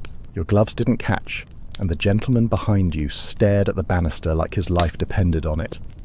You step gracefully into the drawing room. One more etiquette obstacle conquered. The handkerchief's secret language. You've survived the stairs barely. But now you're perched once again on the edge of a too-small sofa, sipping tea that tastes like boiled patience. Conversation drifts around you, and you're politely pretending to care. But inside your sleeve, your hand is twitching. Tucked there is your secret weapon, your coded companion, your delicate, damp defender, the handkerchief. In Victorian society, a handkerchief wasn't just a square of fabric, it was a communication device. Folded, dropped, fluttered or twirled, it sent messages more scandalous than the average dinner party ever dared to voice. The language of fans might have been dramatic, but handkerchiefs were low-key dangerous. Let's start with the basics. Everyone had one, some people had dozens. A lady never blew her nose audibly, that was considered ghastly. A gentle dab at the nostrils was permitted, barely, and only with grace. But beyond the sniffles, handkerchiefs were coded tools. Held neatly in the left hand, it meant, I'm awaiting your approach. Twirled absent-mindedly, I'm bored. Dropped by accident in front of a gentleman. That's no accident, that's bait. And if he picks it up and hands it back with a meaningful glance, well, now it's a courtship. Historians still argue how widespread this handkerchief language really was. Some claim it was just a literary flourish. Others believe women really did master these signals as a workaround to their voiceless roles. After all, when society says you can't speak first, you find other ways to get your message across. Lending someone your handkerchief was an intimate gesture, more intimate than a handshake. Lending it to a man meant something. Accepting one from a man was practically a contract. But sometimes it was weaponized. Think of the passive-aggressive sniff, the carefully timed dab of a dry eye during a dramatic reading. One woman reportedly caused a full household rift by accidentally leaving her lace-trimmed handkerchief on a rival's chair, embroidered with a monogram that wasn't hers. Handkerchiefs also had sentimental weight. They were kept in memory boxes pressed between pages of love letters.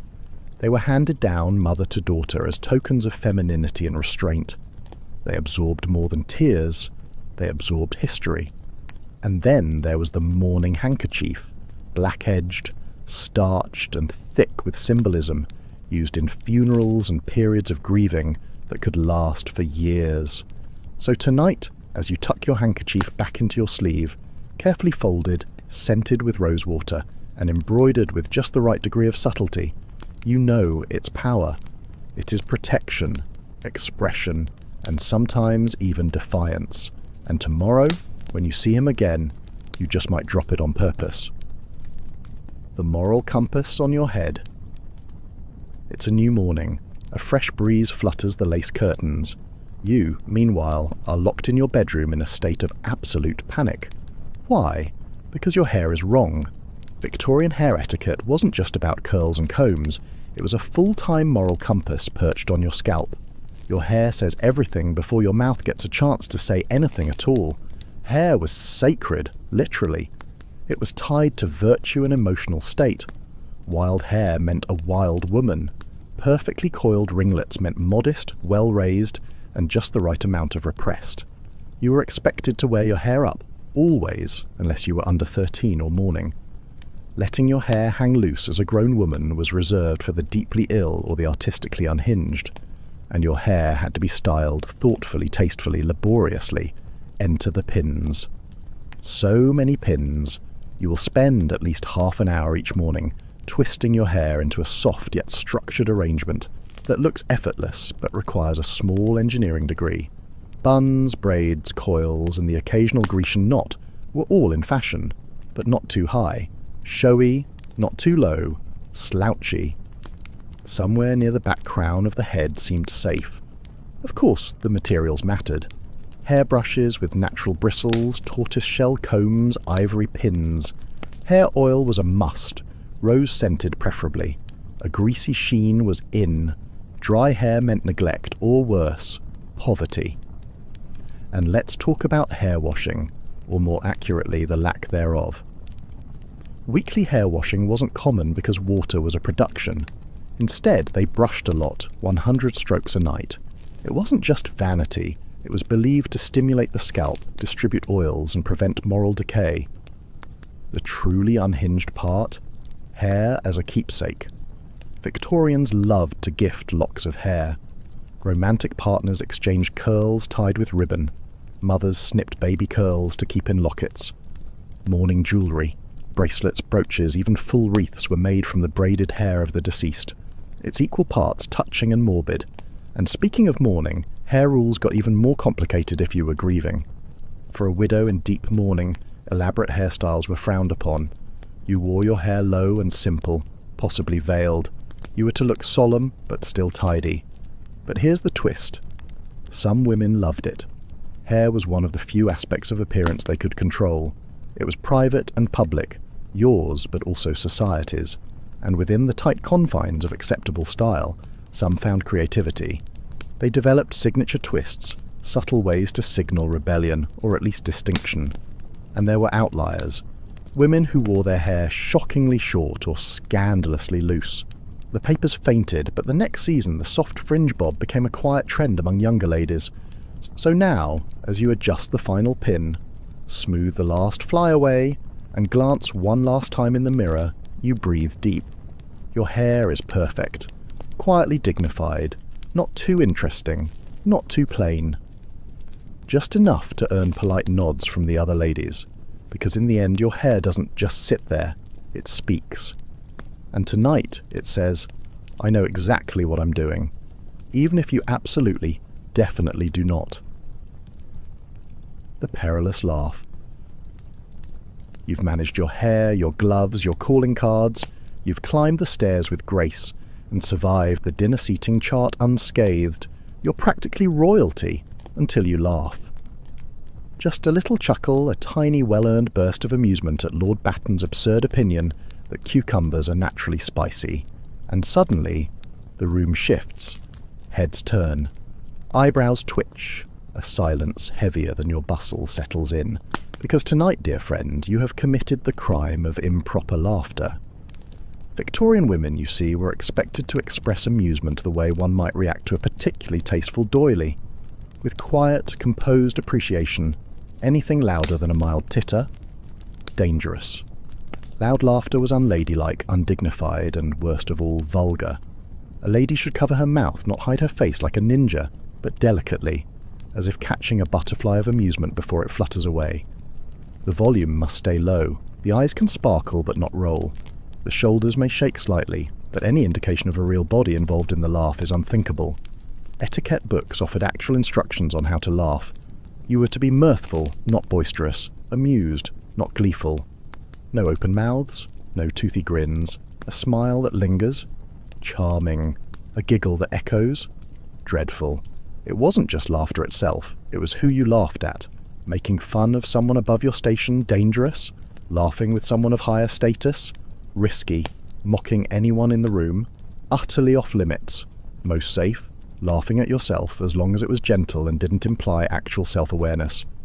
Victorian men, by contrast, were encouraged to laugh. Roaring with laughter over port and roast beef was positively masculine. But women were to receive humour, not contribute to it. To laugh gently, or not at all. This disparity didn't go unnoticed. Some women turned it into an art. They mastered the mirror laugh, reflecting the amusement of their companions without betraying what they actually thought. It was emotional ventriloquism. You never laughed first. You never laughed louder. You laughed socially, not emotionally. But the real danger was in laughter that sounded like joy. You laugh loudly and people assume you are bold. Bold becomes brash. Brash becomes dangerous. And suddenly your name is being mentioned in the same breath as actresses, American heiresses, and worst of all, suffragists. It's no wonder that in some private gatherings, women's laughter was still restrained, but genuine. A brief reprieve where they could be human for 15 minutes between tea refills. So now, as you sit on that too small sofa, eyes sparkling but lips barely parted, you release a laugh. Soft, polished, palatable. It floats out into the parlour, lands gently on the floral rug, and disappears. You've passed. But just once, when no one's looking, you allow yourself a real one. Sharp, loud, joyful, and utterly forbidden. The houseguest's ballet. The parlour has quieted, the fire is down to a polite flicker, and the guests are beginning their elaborate goodbyes. But you? You're staying the night. A guest in someone else's home. A delicate situation requiring supreme grace, silent footsteps, and a well-packed overnight bag. Because in the Victorian era, being a houseguest wasn't just about showing up with flowers and a toothbrush. No, you were expected to perform a hospitality ballet, a precise, exhausting, utterly baffling set of rituals known as guest etiquette. Let's start with your arrival. You never just drop in. You send a note in advance requesting permission to visit. Once inside, you are no longer entirely human. You are a guest, which means you must be delightful, undemanding, and eternally grateful, even if the bed is lumpy and the wash basin smells faintly of mothballs. Your bags are taken up by a servant, and you're led to your room.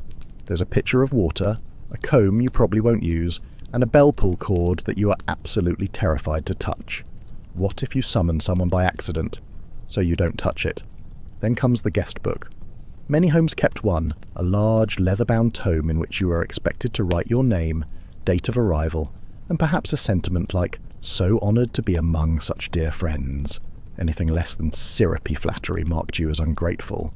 You don't compliment the food too much. Doing so implies surprise, as if to say, "What delicious roast partridge." Sounds like, "I didn't expect this dump to serve edible game." So you keep it modest. So agreeable, you might murmur. Quite a pleasing texture. Food is not about pleasure, it's about civility. The rest of the day is structured. Morning walks, reading in the drawing room, maybe croquet if the host is feeling whimsical. and you are expected to participate. Declining an activity without a very good excuse is considered rude. And what if you want privacy?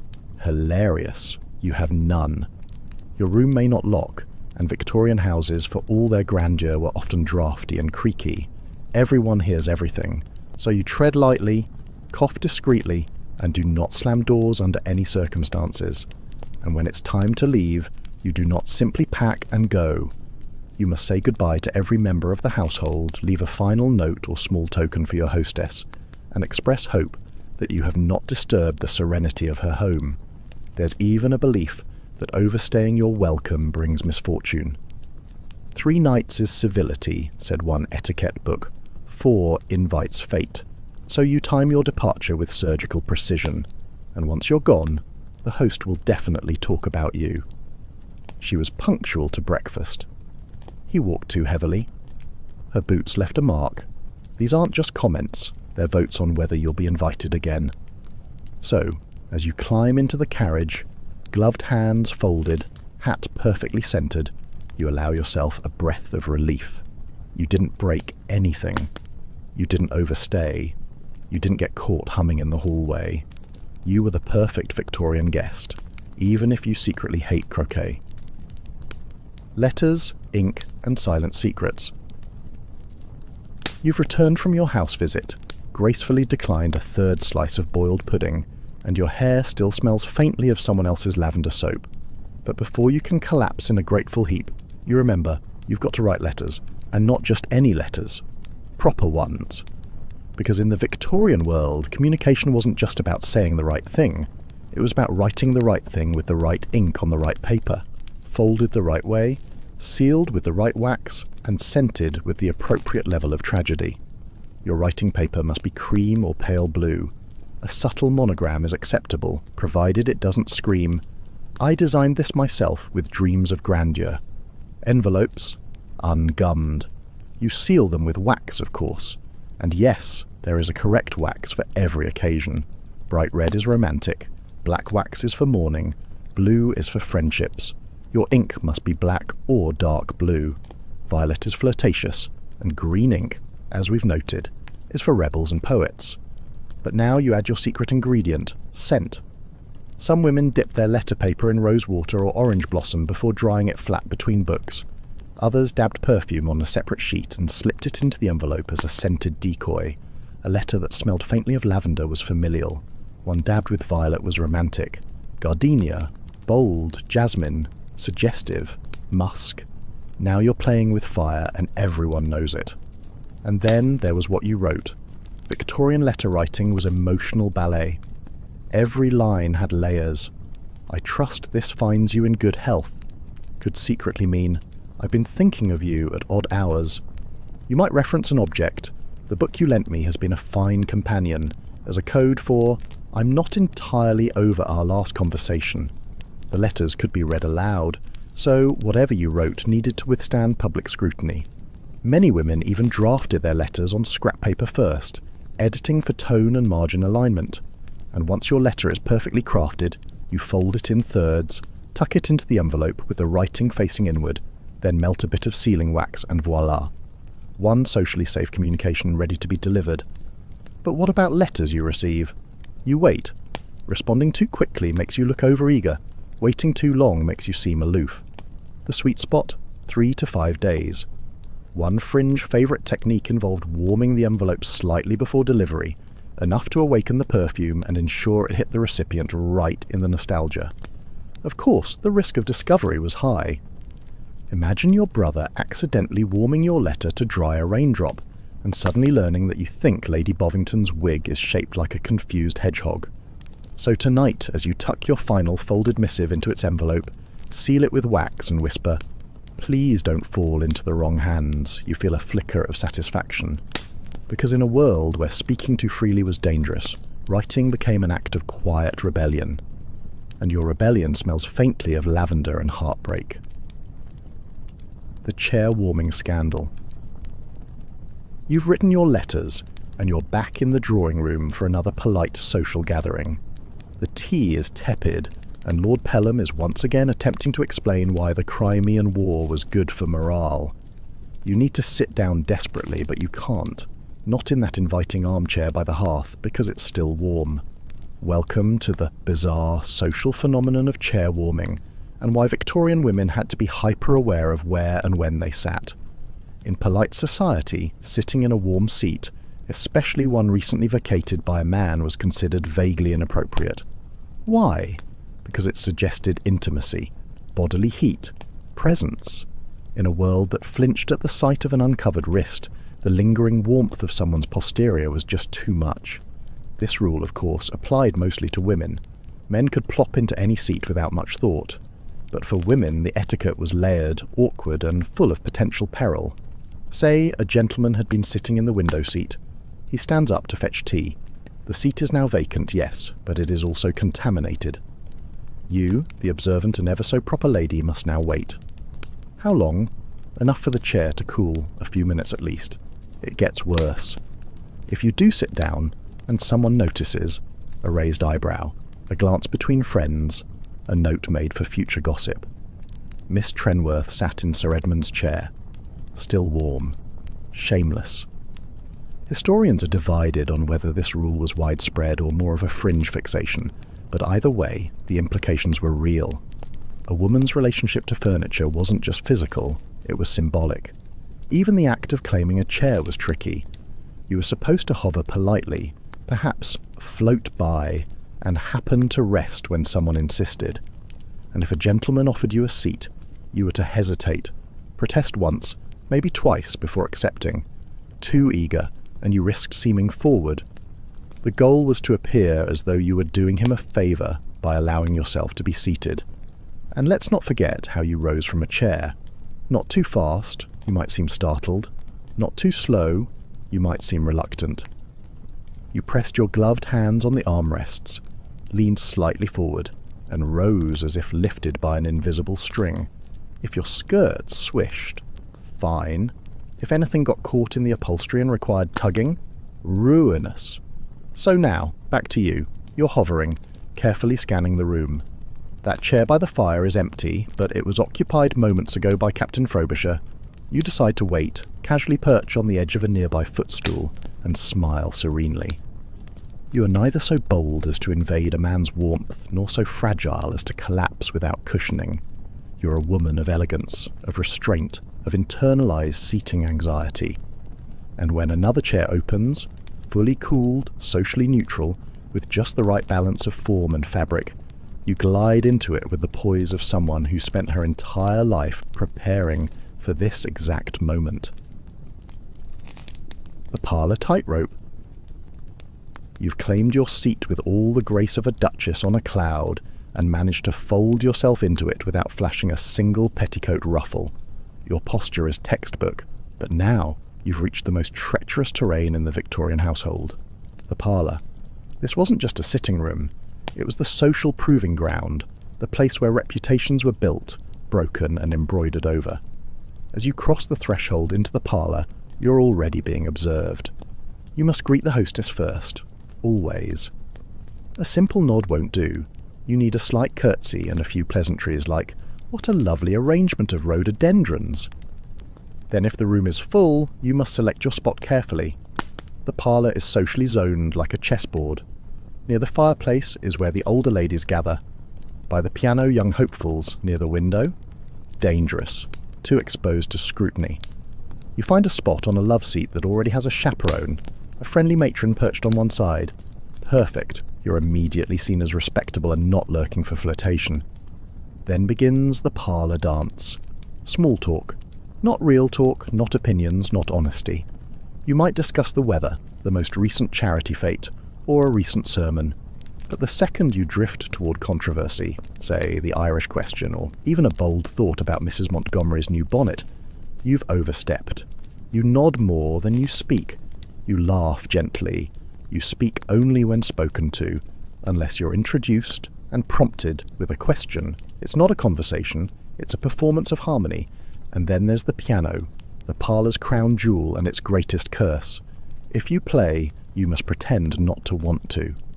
The hostess may say, "Won't you favour us with a piece?" You must demur at least once. "Oh, I'm out of practice." but refuse a third time and you risk looking like a killjoy.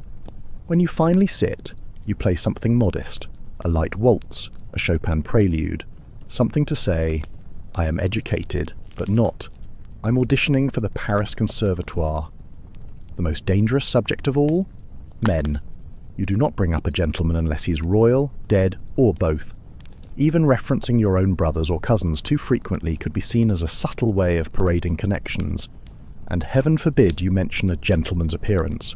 One innocent remark about someone's shoulders, and suddenly you're branded as bold. So tonight, as you sip your imaginary tea and nod along to a very tedious discussion about corn yields, you know exactly how to survive. You ask polite questions, you feign interest, and when someone dares to say something real, you pause, smile, and offer them a lifeline. How about those rhododendrons this year? The ankle scandal. So you've learned how to sit, speak, walk, and even blink like a lady of impeccable Victorian decorum. But what if, in a moment of unguarded impulse or gasp, curiosity, you wanted to speak to a man alone, in private? Well, you couldn't. Welcome to the unnerving realm of the Victorian chaperone system, where no interaction between a proper young lady and a gentleman could be left to chance. If you wanted to talk to a man, you needed a witness, a buffer, a walking, breathing embodiment of social caution. Your chaperone, your mother, your older sister, or a vigilant aunt had one job: to observe, redirect, and if necessary, intervene. Unsupervised conversations between unmarried men and women were potential ticking scandals. A 5-minute chat on a park bench could fuel weeks of gossip. A walk in the garden without a third party. You may as well start planning the wedding or the exile. The rules were stiflingly clear. If a gentleman called upon you, he did so in the presence of your family. If he wrote to you, the letter was often read aloud by a third party first. If you met him in public, you could only speak if introduced, and never for longer than it takes to comment on the weather. If he invited you anywhere, the answer was always a polite no. This system either protected women or imprisoned them. Some say it gave women the protection they needed in a society obsessed with appearances. Others claim it was a method of control, ensuring every interaction could be monitored and judged. A lax chaperone was just as scandalous as an unattended girl. If Mrs. Southworth allowed her niece to speak to the curate for more than 10 minutes, people started asking, why? But the system wasn't entirely without cracks. Some clever women used their chaperones as cover.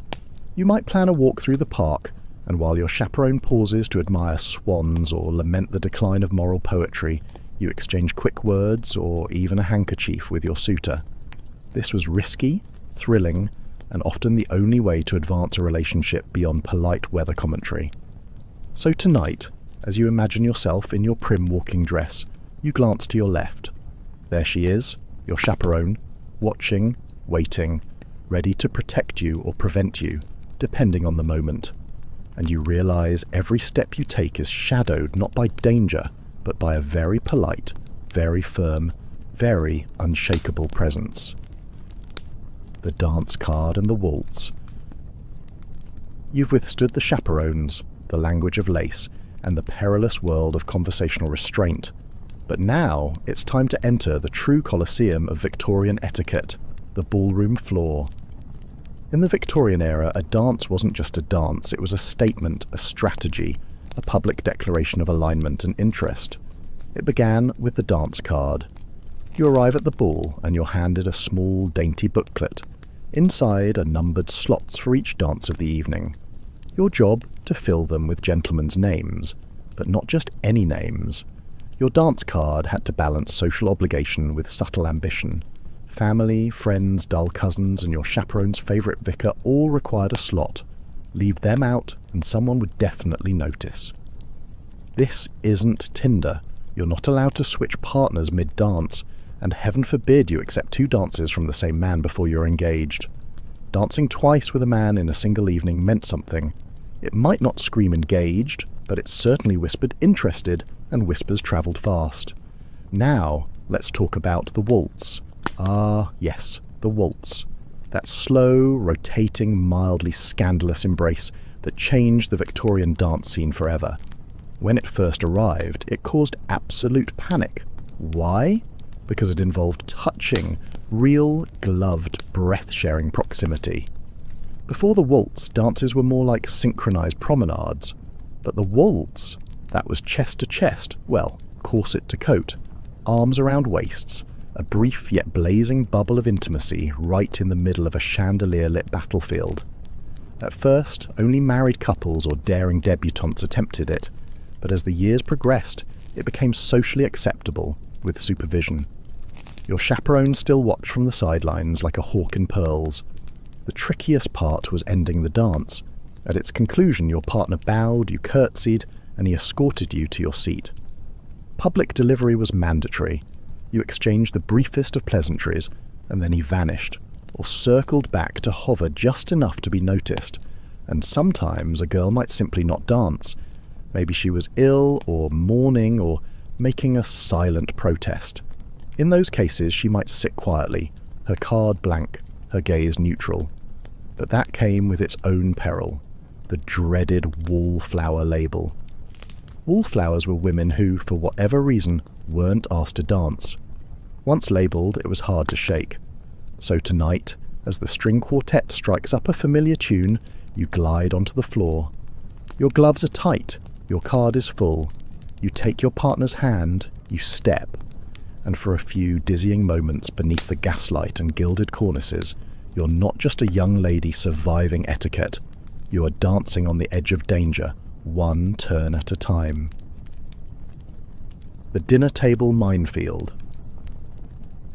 By now, you've successfully navigated the drawing room, decoded glances, waltzed with restraint, and survived the judgmental stares of every embroidered sofa in sight.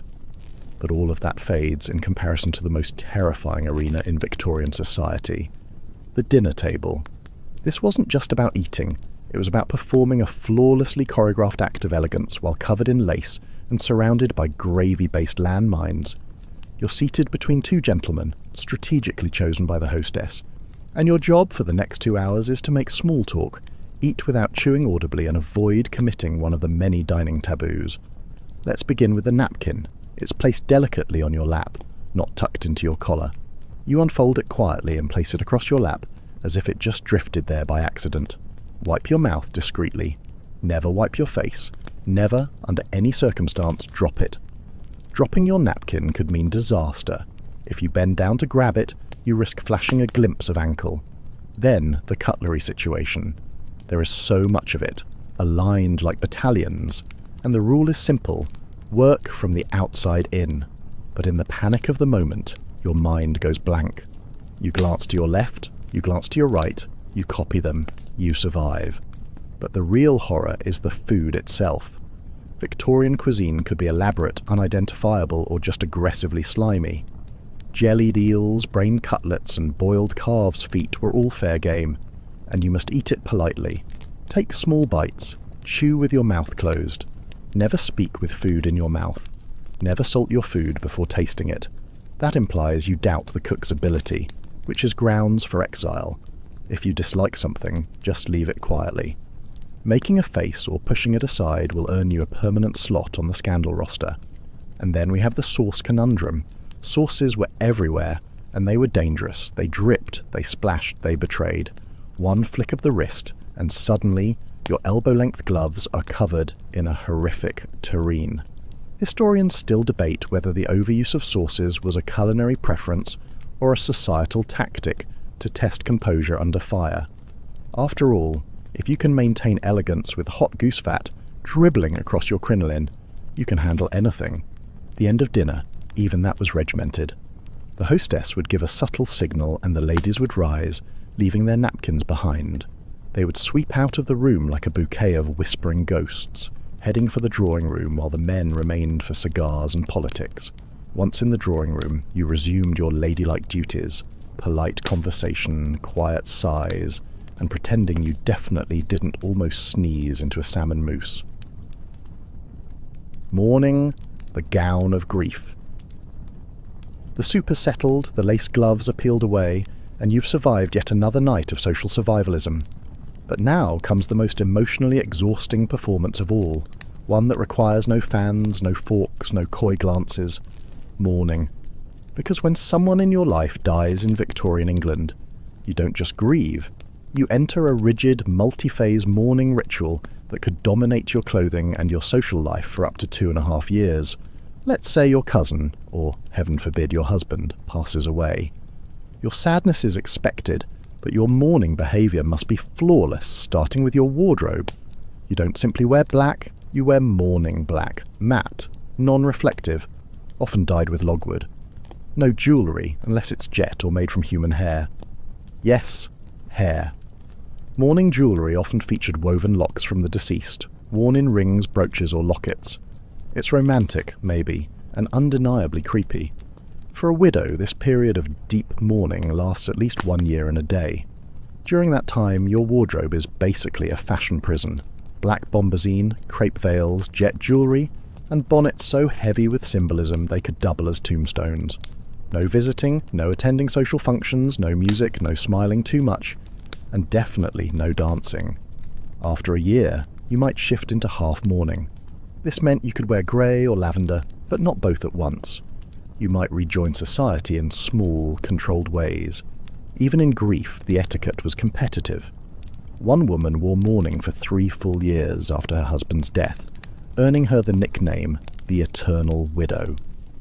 Another was criticised for returning to church only 6 months after her brother's passing. Historians still argue whether this elaborate grief etiquette offered comfort or cruelty. Some say it gave structure to overwhelming emotion. Others believe it was designed to police women's behaviour, turning natural sorrow into a theatre of endless denial. Men had mourning rules too, but theirs were simpler, shorter, and, surprise, far more forgiving.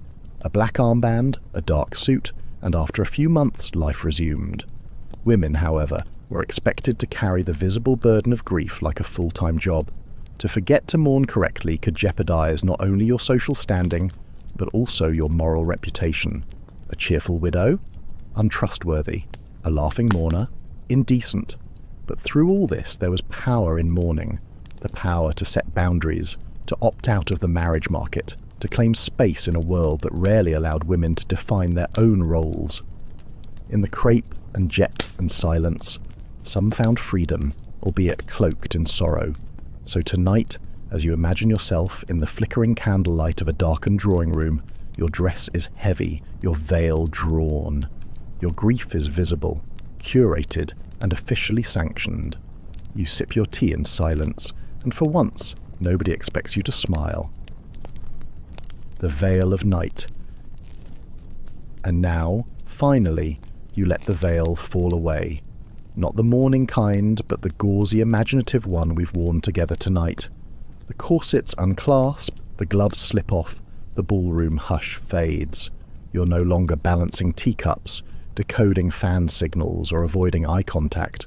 You're just here, still breathing. The strange rules, the endless posture checks, the swirling dance of Victorian expectations, it all melts into a soft, distant fog, like a parlour mirror gently fogged over, hiding sharp edges, smoothing the outlines of a world that was at once impossibly rigid and absurdly theatrical. Let your shoulders sink into the mattress now. Feel the tension ebb away like the final notes of a string quartet echoing down the hall. No more etiquette, no more whispered judgments, just you, weightless, drifting through velvet dark stillness. The night deepens, the world outside hushes. The bustle of 1,000 silent rules, the creak of morning gowns, the clink of a spoon against bone china, all of it fades. What's left is quiet, safe, simple. You are no longer performing.